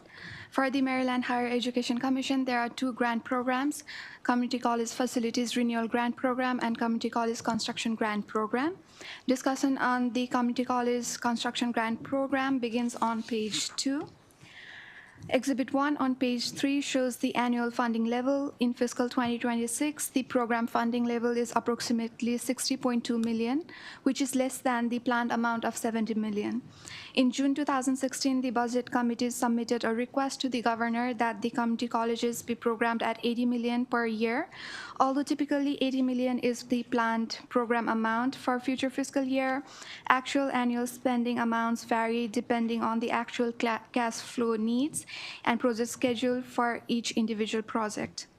GLS is asking the agency to comment on the factors that have prevented the program from being funded at the full $80 million annual planned funding level in recent fiscal years. Exhibit 2 on page 4 shows the 10-year funding history of the program by community college. Prince George's Community College has received the most funding in the past 10 years, totaling $188.9 million. Fiscal 2026 proposed projects are summarized on pages 5 through 9. In total, there are 14 projects in 10 community colleges in fiscal 26. 10 projects have received funding in prior fiscal years, while 4 projects are new, receiving funding for the first time in fiscal 26. The total fiscal 26 cost for these projects is $65.4 million. However, MHEC intends to utilize $5.2 million in program fund balance, in addition to the $60.2 million in general obligation bond authorization. There are 5 projects in 4 community colleges receiving pre-authorization for fiscal 27, which is noted on page 9. A total of $35.5 million is pre-authorized for fiscal 27. Additionally, there are 2 pre-authorization for fiscal 28, totaling $21.8 million, as well as 2 pre-authorizations for fiscal 2029, totaling $9.3 million. The Community College Facilities Renewal Grant Program discussion is on pages 10 through 13. This program has a mandated funding of 5% of the annual appropriation for the construction grant program. The fiscal 26 funding level based on the mandate is about $3 million. Exhibit 4 on page 11 shows the data on the awards by community college for fiscal 2024 through 2026. In fiscal 26, there are grants of approximately $376,000 provided to 8 colleges. Exhibit 5 on page 13 shows the total funds provided to the colleges through the program history. GLS recommends approving all authorizations and pre-authorizations for both programs, and that concludes my presentation. I'll take any questions you may have. Well, thank you very much for that wonderful fiscal analysis. Any questions? All right, thank you very much. We'll turn it over to Higher Education Commission. Come on up.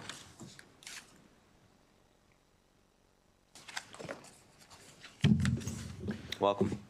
Thank you. Good afternoon, Mr. Chair, members of the subcommittee. My name is Jeff Newman, Assistant Secretary for Finance and Administration at the Maryland Higher Education Commission. We would like to thank you for your annual support of both the Community College Construction and Facilities Renewal Grant Programs. I'd like to thank Ms. Bugel for her analysis of the grant programs. And we concur with the recommended action and have provided a response to the question in the analysis in written form. Brilliant. Any questions for this panel? Seeing none, thank you very much. Thank you. Colleagues, we do have some public witnesses, so I'll call them up. And after I do, please start in any order you wish. I know I've got representative from Howard Community College, Dr. Willis. Brad, I see up there, come on up. Jeffrey Newman. And if there's anyone else, oh, yeah, of course. Yeah. And then if there's anyone that I'm missing, please come. Mr. Newman, you're welcome to come back up again if you wish. You know, just.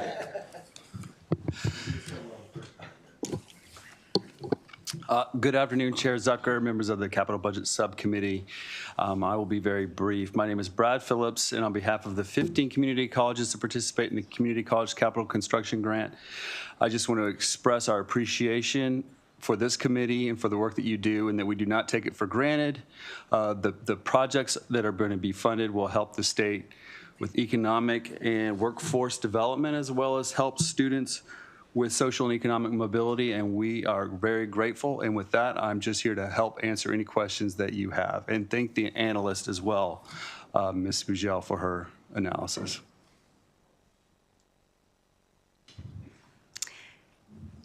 To the chair and members of the committee, thank you very much for having me today. I ditto everything that Brad said, but I want to bring it home from a local perspective with the support of funds in the capital budget that's outlined for Howard Community College for $11.9 million.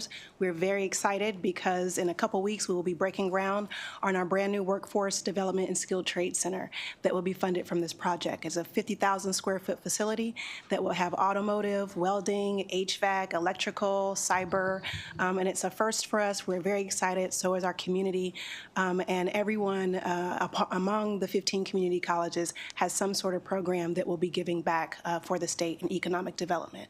So thank you very much for your support, and we're just excited to be here and excited to have our groundbreaking in a few weeks. Thank you very much. Any questions for this panel? Thank you very much. Thank you. I'm going to, actually, is Board of Public Works here? Why don't you, okay, good. Dave, why don't you come on up and this is a quick one. So you can hang out there for a second. We'll do the analysis, and then since this is, should be a quick, Dave, thank you.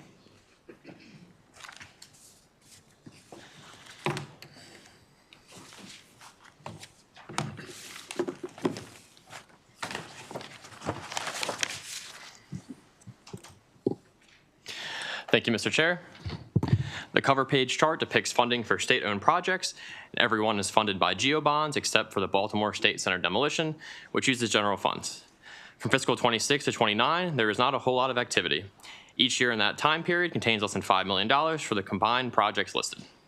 Fiscal 2030 and the years beyond the CIP then increase substantially to approximately $35 and $32 million as construction begins for the Treasury Buildings renovation and construction ramps up for the Wineland Building renovation. The main reasons for low funding levels from fiscal 26 to 29 are, first of all, because the William Donald Schaefer Tower renovation project was canceled, which had about $96 million of future requested funding. And secondly, the Nancy Grasmick State Education Building renovation was canceled, which had about $97 million of future requested funding. Moving to the chart on page 2, this shows the funding for statewide and regional programs and grants, which includes fuel tank replacement, the construction contingency fund, facilities renewal, and 2 grants. All of these are funded by GEO bonds, except for the 2 grants, which will be discussed in more detail soon. Exhibit 1 on page 5 displays the reduction of about 78% in the 2025 CIP compared to the 2024 CIP.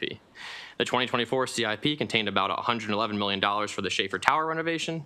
Since it has been removed, there is a deauthorization of $16.5 million from the Consolidated Capital Bond Loan of 2024, and $961,000 of PAYGO funding is proposed to be reverted from fiscal 24.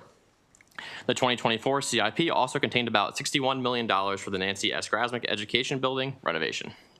Moving to the bottom of page 5 and then onto page 6, the Baltimore State Center project received $750,000 of general funds in fiscal 26 to complete its demolition engineering study. Once all agencies have vacated State Center, the complex will be transferred to Baltimore City. Page 7 contains information on the Revolutionary War Memorial for Black Soldiers project, which receives $500,000 of GEO bonds in fiscal 26 to complete its construction. Exhibit 2 on page 8 lists proposed efficiencies for fiscal 25 and grants for fiscal 26. The Trade Point Atlantic Container Terminal project is receiving the most funding, and it will be used to develop a new terminal within the Port of Baltimore. However, the $15 million of PAYGO general funding for fiscal 26 is currently included under an operating budget code within the Department of General Services, or DGS. The Department of Legislative Services recommends that the Department of Budget Management move the grant funds to the appropriate capital budget code under DGS in a supplemental budget. The second most funding in Exhibit 2 is for the new College Park headquarters of quantum computing company IonQ. Just like TradePoint, IonQ's PAYGO general funding is incorrectly placed under an operating budget code in DGS, and DLS recommends that the Department of Budget Management move the grant funds to the appropriate capital budget code in a supplemental budget.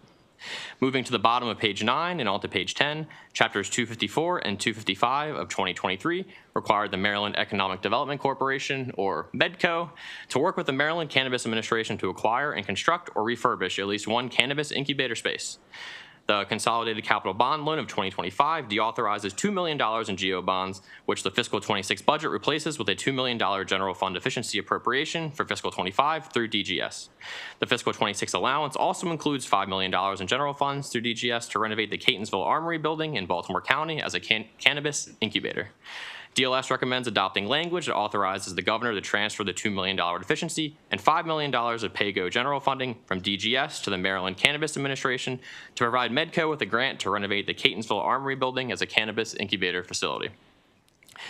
Exhibit 3 on page 11 visualizes the funding for the facility renewal program operated by DGS in the 2024 and 2025 CIPs. The 2025 CIP programs $375 million compared to the $130 million provided in the 2024 CIP. As of January 2025, the estimated backlog of projects among facilities operated by DGS is about $260 million. Exhibit 4 on page 12 shows the dollar amounts for DGS's facility renewal projects, which are classified in 5 different categories, with high risk of failure or litigation being the most urgent, and system improvement or redesign being the least urgent. Total DGS facility renewal costs increased by 10.7% in January 2025 compared to January 2024. No funding was allocated to the facility renewal fund in fiscal 24 or 25 due to a balance of $54.9 million in fiscal 23 that had yet to be encumbered. DGS reported in February 2025 that $50.1 million was encumbered in fiscal 24. DGS should brief the committees on the steps that it has taken and those under consideration to improve the management and administration of the facility renewal program. Of particular concern is the lack of an asset management system that likely contributed to the emergency HVAC procurement at the Clifton T. Perkins Hospital. This emergency procurement will require at least $24 million of general funds in the operating budget to procure a temporary system while a new system is under construction. On to page 13, the fiscal 26 allowance includes $1.5 million for the removal or replacement of underground fuel storage tanks at the State Police Barracks in Westminster, Bel Air, and Easton, which is displayed in Exhibit 5 on page 14. As of January 9th, 2025, there is $2.66 million that has yet to be encumbered for the fuel storage tank replacement program. DGS should comment on when this funding will be encumbered and when the $1.5 million in the allowance will be encumbered. The Construction Contingency Fund provides a source of supplementary funds for the construction of state-owned projects when existing funds are insufficient to complete them. Exhibit 6 on page 15 shows the funding level and source for fiscal years 2020 to 2027. As a hedge against rising construction costs, the state increased the level of funding in both fiscal 23 and 24. The 2024 CIP programmed $2.5 million of GO bonds annually from fiscal years 2025 to 2029. However, the 2025 CIP removes $2.5 million from fiscal 26 because the fund was not utilized by any projects in fiscal 25. The 2025 CIP also only programs $2.5 million of GO bonds in every other fiscal year. Exhibit 7 on page 16 illustrates the fund balance at the end of fiscal 2019 to fiscal 24 as of July 17th, 2024. Utilization was not as high as anticipated, and the fund balance is about $7 million, or 86% larger than it was at the end of fiscal 2021. Lastly, DLS recommends approving all GO bond authorizations, pre-authorizations, and amendments to prior authorizations for the Department of General Services, and that concludes the presentation. Any questions for the analysts? Thank you very much. Secretary, come on up.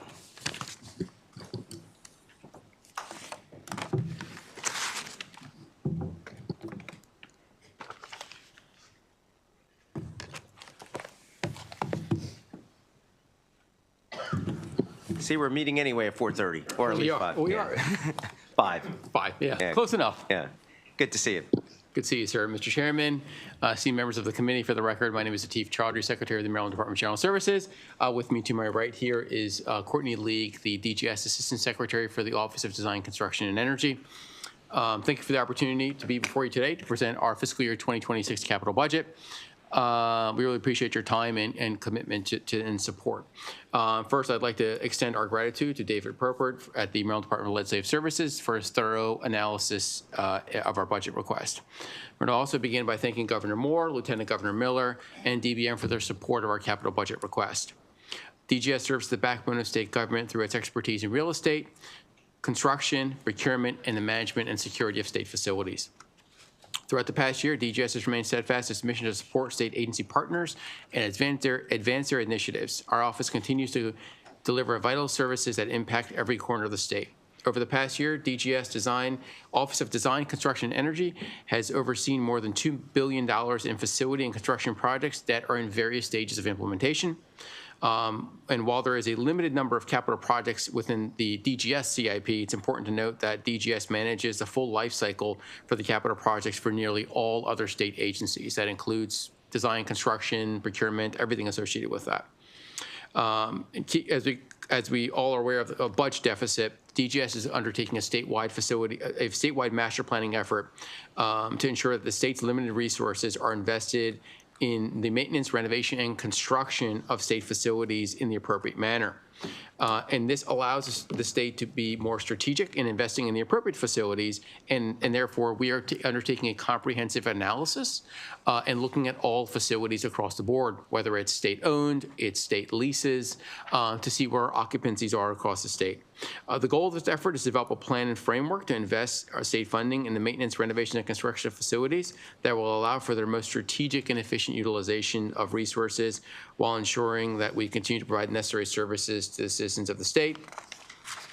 I will, in the interest of time, I know we're running a little bit behind here, I'll just say that all the DGS concurs with all the recommendations. And then there was two things that we were asked to comment on. Mr. Chairman, if you'd like me, I'd briefly hit them, or if they're written testimonies in front of you there in case you need it. I think we're fine, unless the committee has any specific questions. I think we're fine, Mr. Secretary. Okay. Yeah, finally, I just want to, we had the University of Maryland Medical System in earlier. They're having an issue with encumbering their money. If we can get it done by next Tuesday, it would be appreciated. Sure. Met with the team yesterday, actually, and we are coordinating with them to do a work session to make sure we have all their grants geared up and ready to go. I trust you, so thank you. Yep, thank you, sir. All right. Any other questions are coming? All right, thank you very much, Mr. Thank you. Yeah, thank you. All right, team, we're going to turn our attention to, we're getting there. So we're going to turn our attention to, let's do Department of Public Safety and Correctional Services, and we'll end on a high note with well, everything's a high note, but we'll end with the Baltimore City Community College.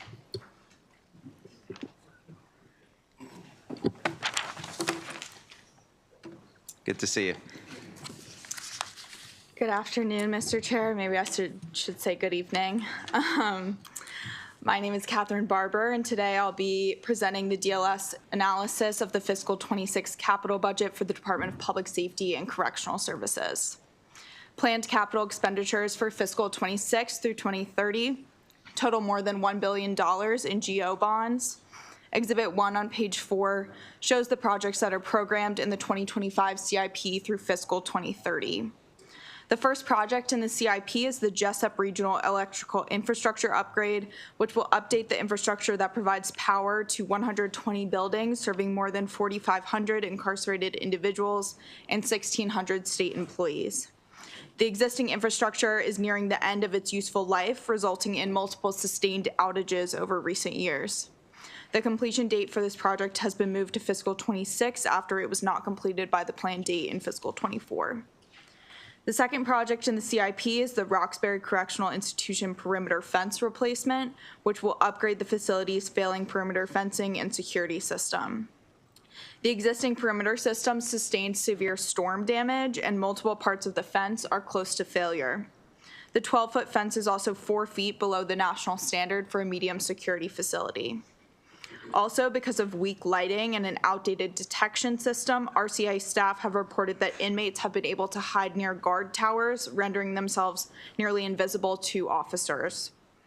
DBM approved the emergency use of $1.81 million in general funds to begin the design phase of this project, which began in September 2024 and is expected to complete in August 2025. The full project will be completed in fiscal 2028. The third CIP project will replace the existing high-temperature hot water system and the perimeter security fence system at Eastern Correctional Institution in Westover.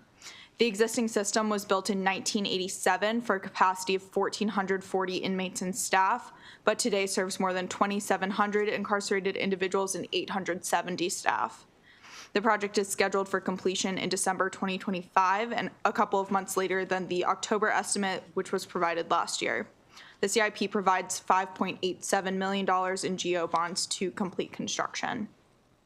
The final project receiving funding in fiscal '26 is the Baltimore Therapeutic Treatment Center, which will construct an 854-bed facility that will provide therapeutic, mental health, and medical treatment, as well as deflection, detention, and reentry services. The project was originally planned as 2 phases with nearly 1,500 beds, but is now a single phase.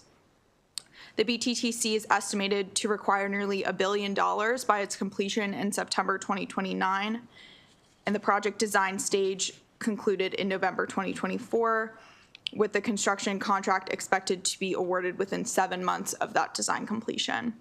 We're asking DPSCS to provide an update on the procurement process and expected construction contract award date.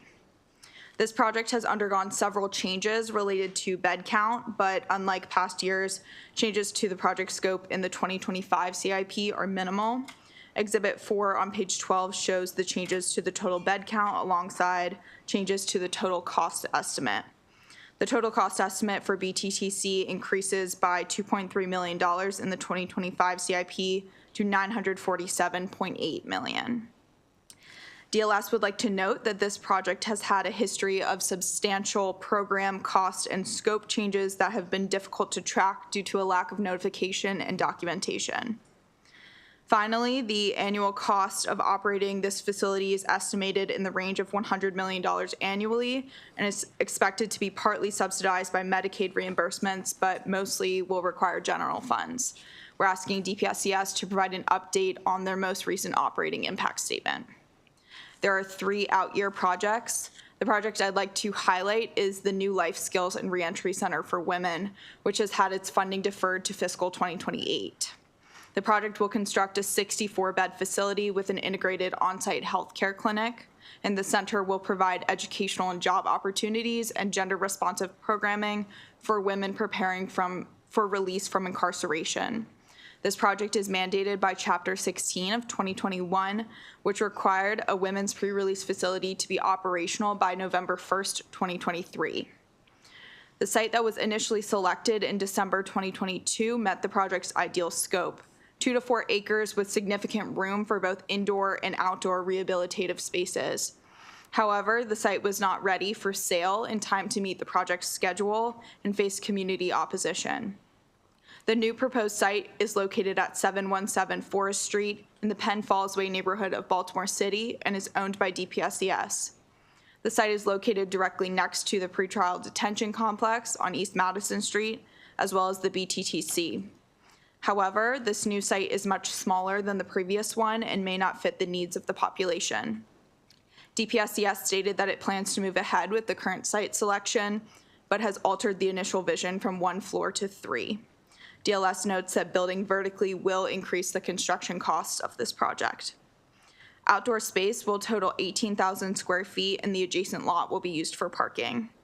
DPSCS noted that a consultant team provided input on the center's scope and operating needs, and DLS is asking them to discuss the preliminary conclusions of the consultant's population forecast, needs assessment, and staffing model.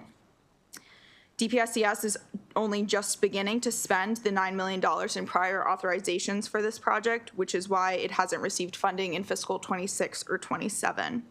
The program parts 1 and 2 were approved in October 2024, and the agency posted the solicitation for architectural and engineering services in February of this year. The design phase will begin in September 2025 and last 16 months, so DPSCS, DBM, and DGS are not expecting a need for construction funds until fiscal '28. DPSCS should provide an updated timeline for spending the project's prior authorizations. The current cost estimate is preliminary, but indicates that the facility would require nearly $94 million, which is an increase of nearly $5 million from last year's estimate. DLS has a number of concerns related to statutory compliance, equity, and project scope. Namely, the project's delay might put DPSCS at risk of litigation on the basis of statutory noncompliance. The current completion date now sits at fiscal 2030, which is approximately 6 years after the statutory deadline. While the new facility has been delayed, DPSCS is still required to provide pre-release programming for incarcerated women in its custody at the Maryland Correctional Institution for Women. However, as I discussed in the corrections operating analysis, this programming, which is known as Project Fresh, does not compare to the programming provided to men and is severely limited by the lack of standalone space and sufficient work release opportunities. The continued delay of LSRCW impacts female inmates' access to adequate pre-release employment and resources, which in turn impacts post-release employment and recidivism. Finally, the current plan for 64 beds may be too small. This bed count is based on a dip in the prison population in fiscal 22, but in fiscal 24, there were an average of 82 women in pre-release with a monthly high of 91. The current scope may mean that some eligible women are turned away. Other deferred projects include the Baltimore Pretrial Complex parking deck and the Jessup Infirmary. Lastly, the issues section of this analysis discusses overarching concerns with the age and condition of DPSCS facilities. Many of Maryland's correctional facilities are deteriorating, affecting their perimeter security as well as their ability to regulate temperature. Exhibit 5 on page 17 shows that DPSCS projects comprise approximately 29% of the DGS facility renewal backlog. Regarding perimeter security, DPSCS continues to drop perimeter projects from the CIP by not requesting funds or by rolling the fence repairs into larger facility projects. The state of perimeter security at correctional facilities exacerbates staffing issues and poses a risk of escapes and contraband.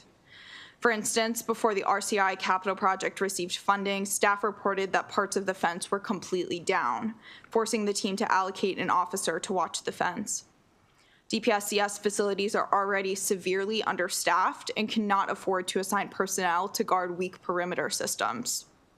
DPSCS stated that additional perimeter upgrades will be incorporated into a master plan that is currently being developed. Heat and water outages have also plagued DPSCS facilities.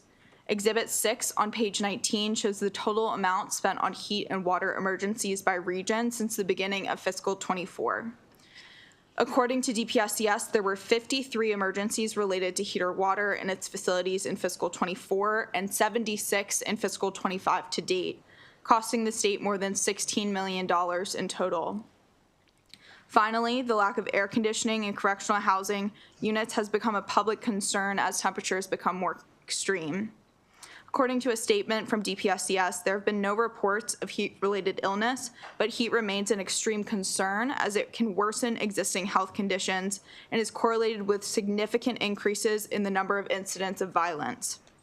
The Federal Bureau of Prisons does not mandate universal air conditioning, and DPSCS, along with public safety agencies in 44 other states, does not have an air conditioning policy.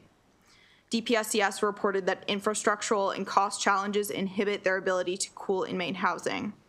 Most of the correctional housing units were constructed nearly 50 years ago with only steam-based heat and ventilation systems and cannot be easily modified to cool. DPSCS estimates that updating the infrastructure to provide air conditioning would cost about $900 million and take an estimated 10 years to fully implement. While this is an unlikely project, DPSCS has confirmed that new facilities will be fully equipped with air conditioning. As for recommended actions, DLS recommends approving all authorizations and pre-authorizations for the Department of Public Safety and Correctional Services. That concludes my presentation. Thank you, and I'm happy to take any questions. Well, thank you very much for that great analysis. Is there any questions? All right, thank you very much. Call up the agency. Come on up.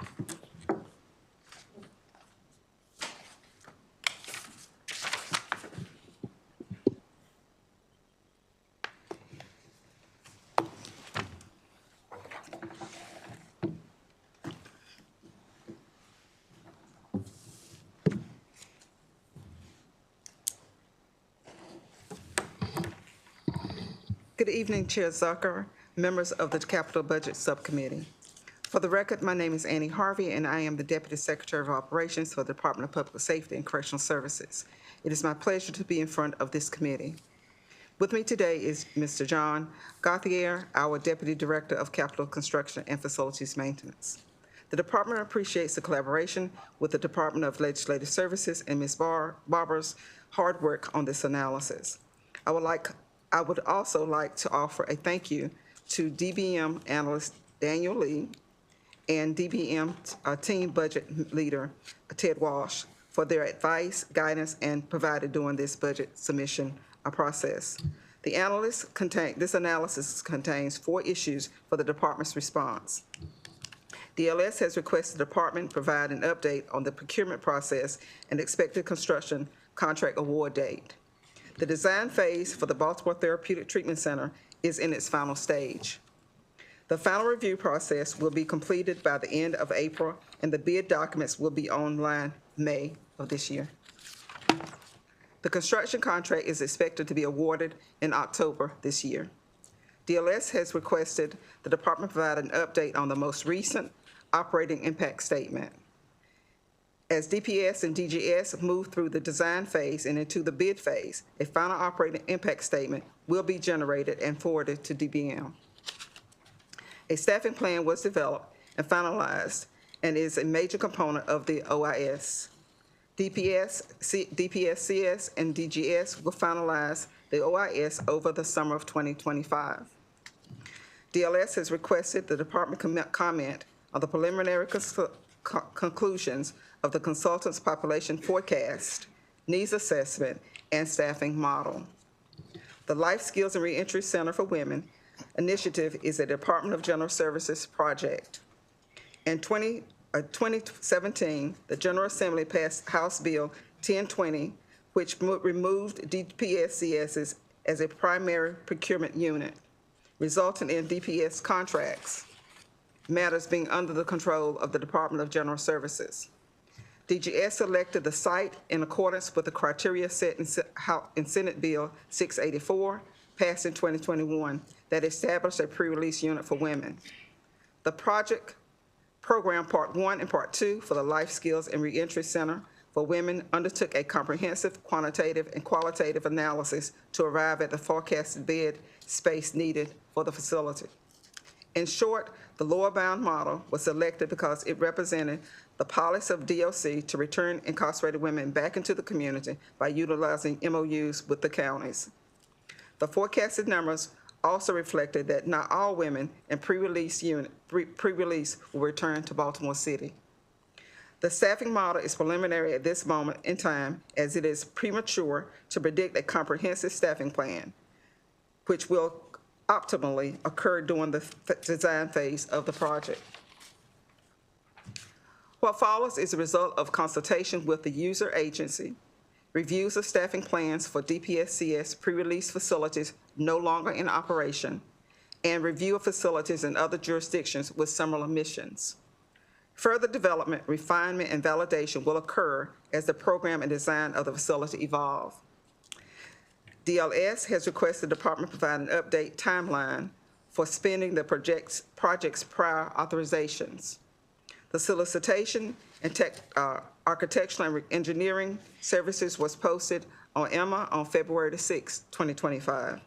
Bids for A&E design services are due March 11, 2025. An award contract and notice to proceed with the design is expected September 2025. Design duration is 16 months of completion to March, for 16 months with design completion by March 2027. The bid results will determine when and how much of the prior authorizations will be encumbered. The design group will subcontract several consultants to support the process, to include scheduling consultant, inspection and testing, commissioning, photographic document consultant, surveyors, environmental consultants. We're happy to answer any questions that you may have for us. Is there any questions? I have 2 quick ones. One is with the Women's Pre-Release Center. Right now, there's no money funded in FY26. If money were to come in FY26 for it, would you be able to utilize it and execute? Just to be sure that I have your question correct, sir. Are you saying that awarding additional monies, would that help speed the process? Is that? Well, right now, there's no monies, right? Understood. So what I'm saying is that right now, if you were to have, say, $1 for FY26 for the women's pre-release, would that be able to be utilized and executed? No, sir. Why not? The design process is fully funded, and we will not be through the design process until after. After what? After FY '26? Yes, sir. Yes, sir. Okay. All right, and then there would. And go ahead. I'm sorry. No, please. And again, this is based on the schedule provided to us from DGS and their consultant group.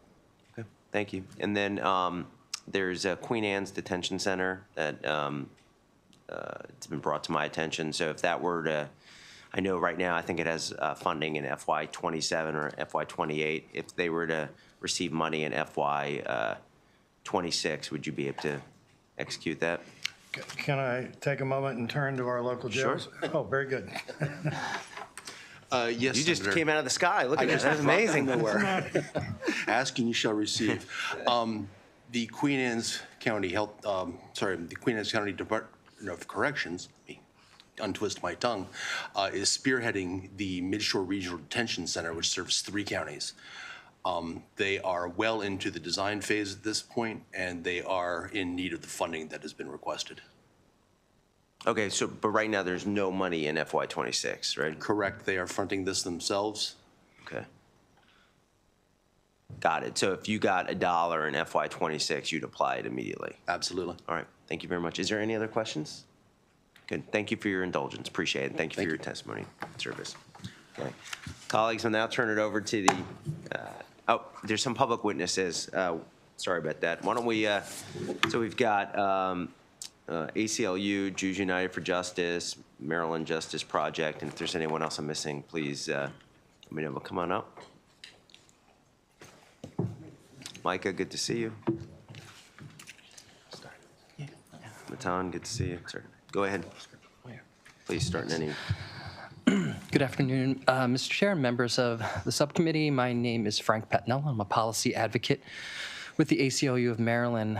We are working with the Women's Pre-Release Equity Coalition and are aligned with their asks this year, which is to require the Department of Corrections to adhere to the Women's Pre-Release Law that was passed in 2020 and ensure that they begin constructing the Pre-Release Center for Women as soon as possible. We're learning things about this now, some news today about it, and I'm glad that it seems like the governor wants to move forward with this project. It's certainly long overdue, and we're asking that this committee work with the Pre-Release Coalition, the Department of Corrections, Department of General Service to ensure that this project not only moves forward quickly, but also with the right plan to ensure that the state invests public dollars into a pre-release center that won't fall short of the needs of the impacted population.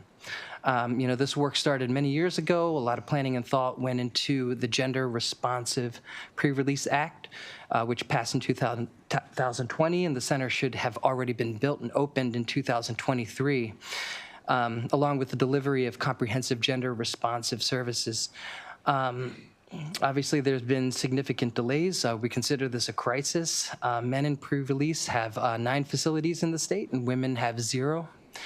Not only is this in violation of the mandates in law, but this may also be a violation of the Equal Protection Clause under the 14th Amendment of the Constitution. And just to end, this population's been waiting long enough. We should make sure that these women are prioritized. They're re-entering the world after serving their time. And we need to give them the best chance at being back with their families, taking care of their kids, securing employment, stable housing, so they can be fully independent and successful. Thank you. Good evening, Chair, members of the subcommittee. Thank you for hearing our testimony. My name is Matan Zemmer. I am the Maryland Policy Director at Jews United for Justice. I'm honored to be here presenting on behalf of the Women's Pre-Release Equity Coalition. Our leaders and many of the members unfortunately could not be here today, and some of them are testifying on a bill in the other chamber. We've been here before. We've been having this conversation for years. So I appreciate that you all continue to share our concerns about the lack of progress on this project, for your work in trying to move this forward and in some very concrete ways. So lots of appreciation for your partnership in that. I also want to thank the analyst for all the work that went into this. There's some really great points that we share in that analysis. I won't go through the history because we know where we've been. I'll point you to our written testimony. I'll just highlight, the current situation is pretty dire. Women on pre-release status are not getting the services that they need or deserve that are promised in this legislation. The delays, continue to be an affront to that. The participation in Project Fresh is fairly dismal, and I think that there's worthwhile to take a look at that and see why that might be. I know there was some conversation yesterday about that and appreciated it. But obviously the delay till 2030 in operating is pretty concerning to us. I also just want to, highlight in the testimony we outline a few of our concerns, the size, the location of the facility, and we're just really eager to work together to figure out, are there other ways that we can find ways to move this forward and hold the department accountable? The cost will continue to rise with any additional delays. I also just want to use a second here at the end of my testimony to highlight some concerns that we have about the Baltimore Therapeutic Treatment Center, and we know that this project has sort of gotten tied to that, and we have concerns about that moving forward, echoing concerns that AFSCME has raised in their previous testimony on that center as well. So thank you for the time. Thank you. Any questions for the panel? Thank you very much. Thank you. Thank you. All right, BCCC. Bujel, thank you. Thank you for your patience. I owe you one. Go ahead.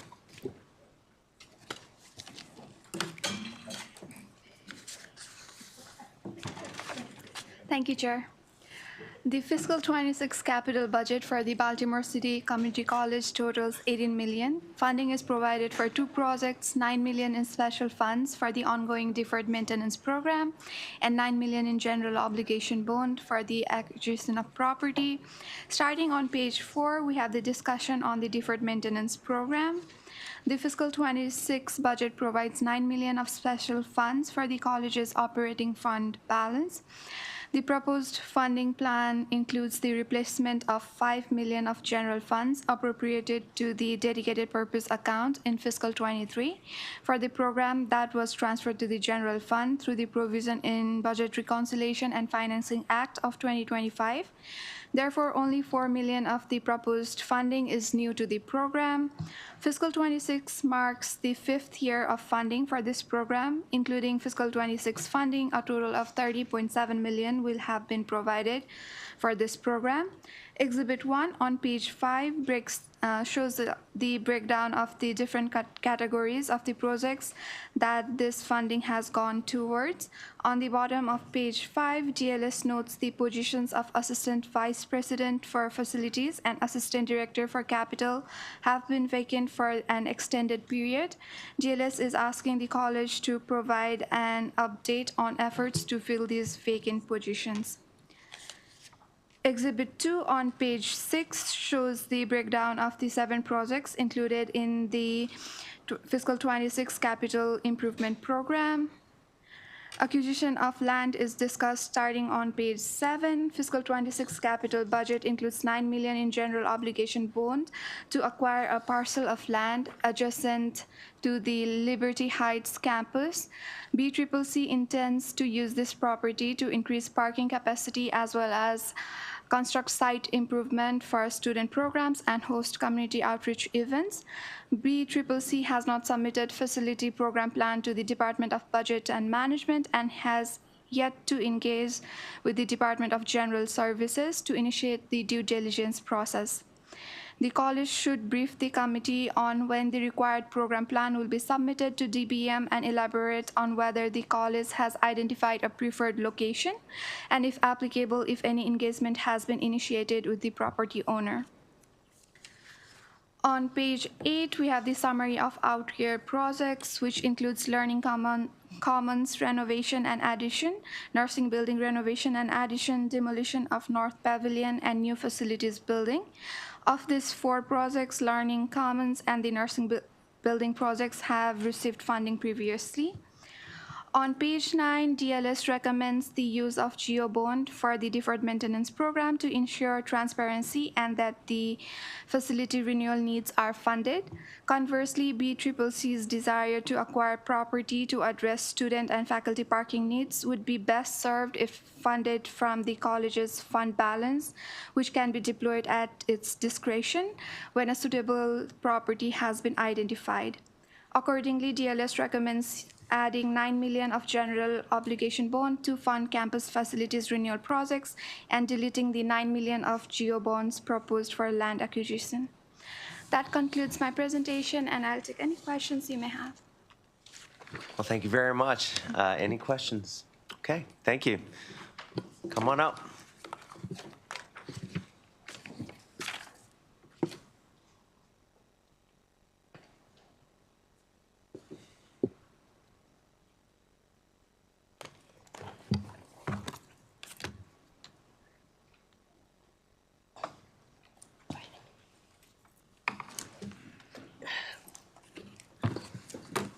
Good to see you. If you want to just hit the high notes, but we do appreciate your patience and appreciate you sticking around.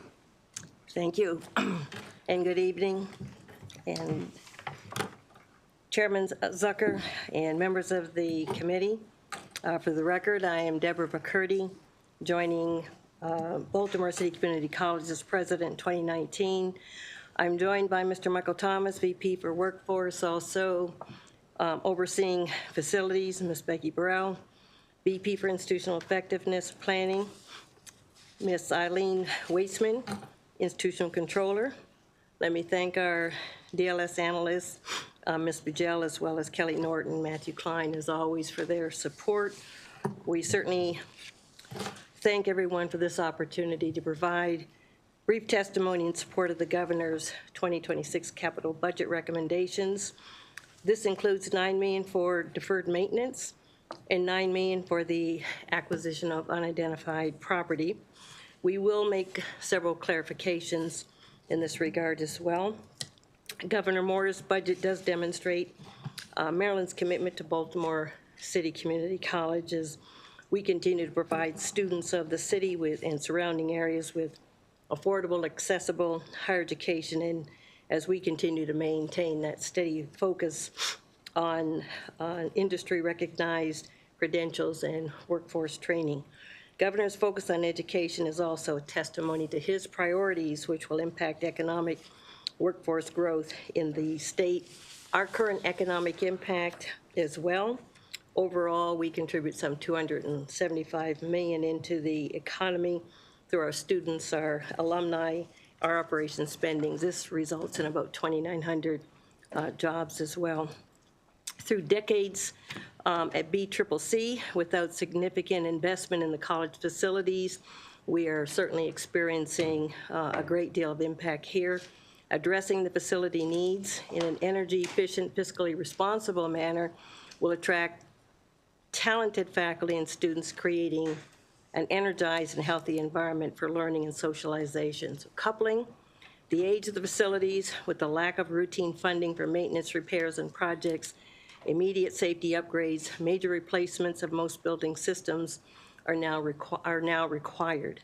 We're very pleased that the Department of General Services, DGS, and the college have collaborated on awarding critical maintenance projects to swiftly reduce the deferred maintenance backlog in 2022 through 2025.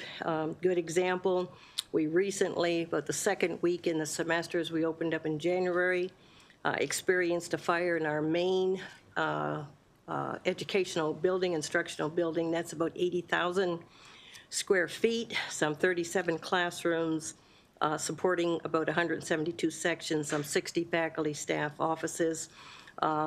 In terms of the damage that came about as a result of a fire, the building, apart from the first floor, remains closed as we have shuffled and put classes as well as accommodating faculty and staff elsewhere. Over the past 4 years, some $21 million has been invested in 27 projects that have been initiated or completed, and we are continuing this effort to eliminate the deferred maintenance backlog. We do thank you for your continued support.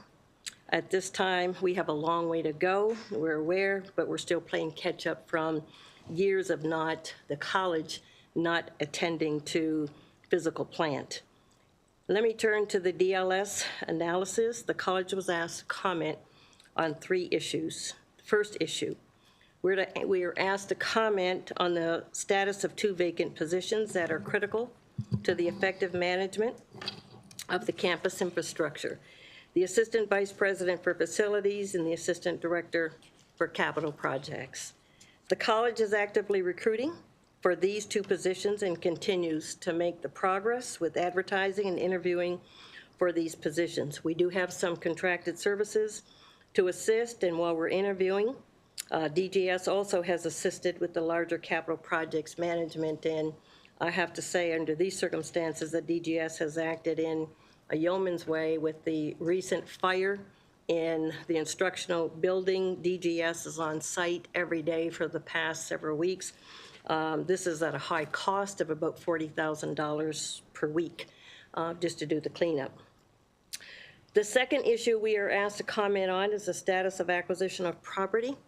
DLS notes that BCCC has not submitted the facility program and is yet to engage the DGS Office of Real Estate to initiate the property acquisition due diligence process.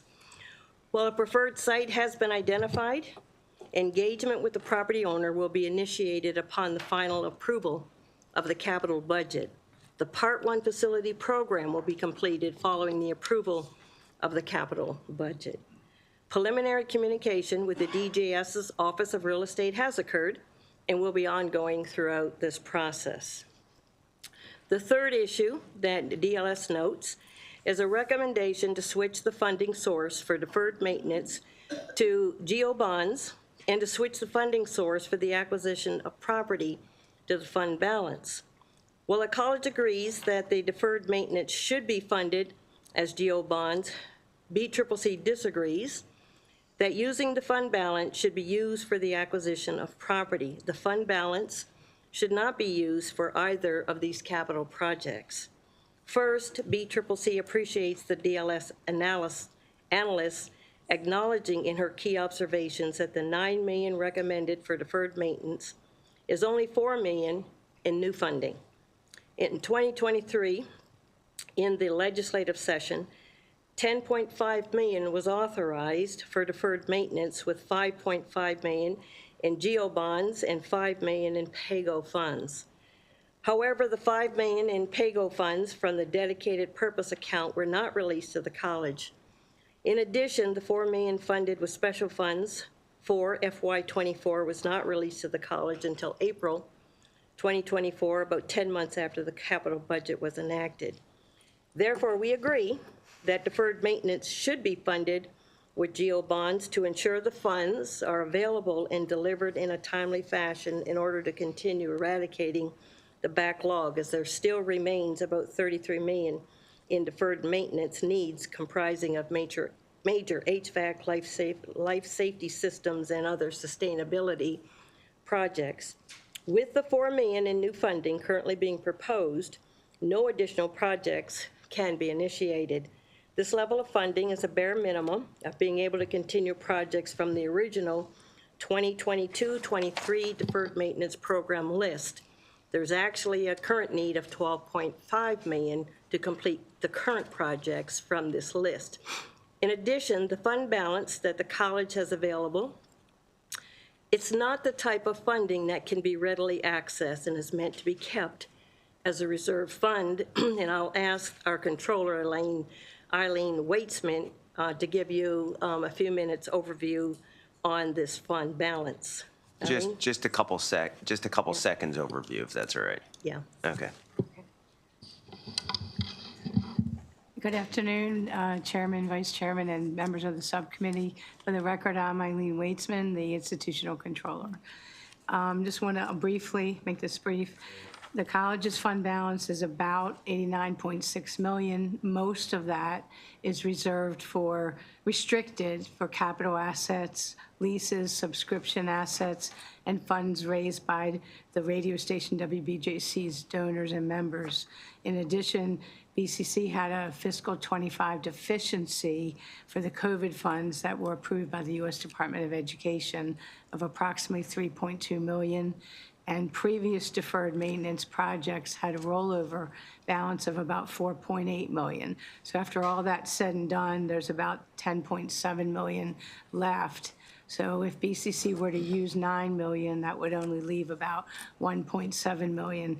So my last thoughts with you are that the auditors and oversight agencies such as Middle States Commission on Higher Education and Integrated Post-Secondary Education Data Systems, or IPEDS, could raise concerns on financial viability and stability, and this could cause concern for BCC's ability to meet its obligations. Thank you. Mr. Chair, as well, let me just close with the two statements. As far as DLS recommended GEO bond actions, the college does not concur with deleting GEO bonds for the acquisition of property. As far as DLS recommended actions to authorize $9 million in GEO bonds funding for deferred maintenance, the college does concur. Thank you very much for your attention, and we can certainly answer any questions. Great. Any questions? Seeing none, thank you very much. Colleagues, I'm looking, we do have 20 public witness, no, the wrong one, I'm sorry, we're good. Wrong chair.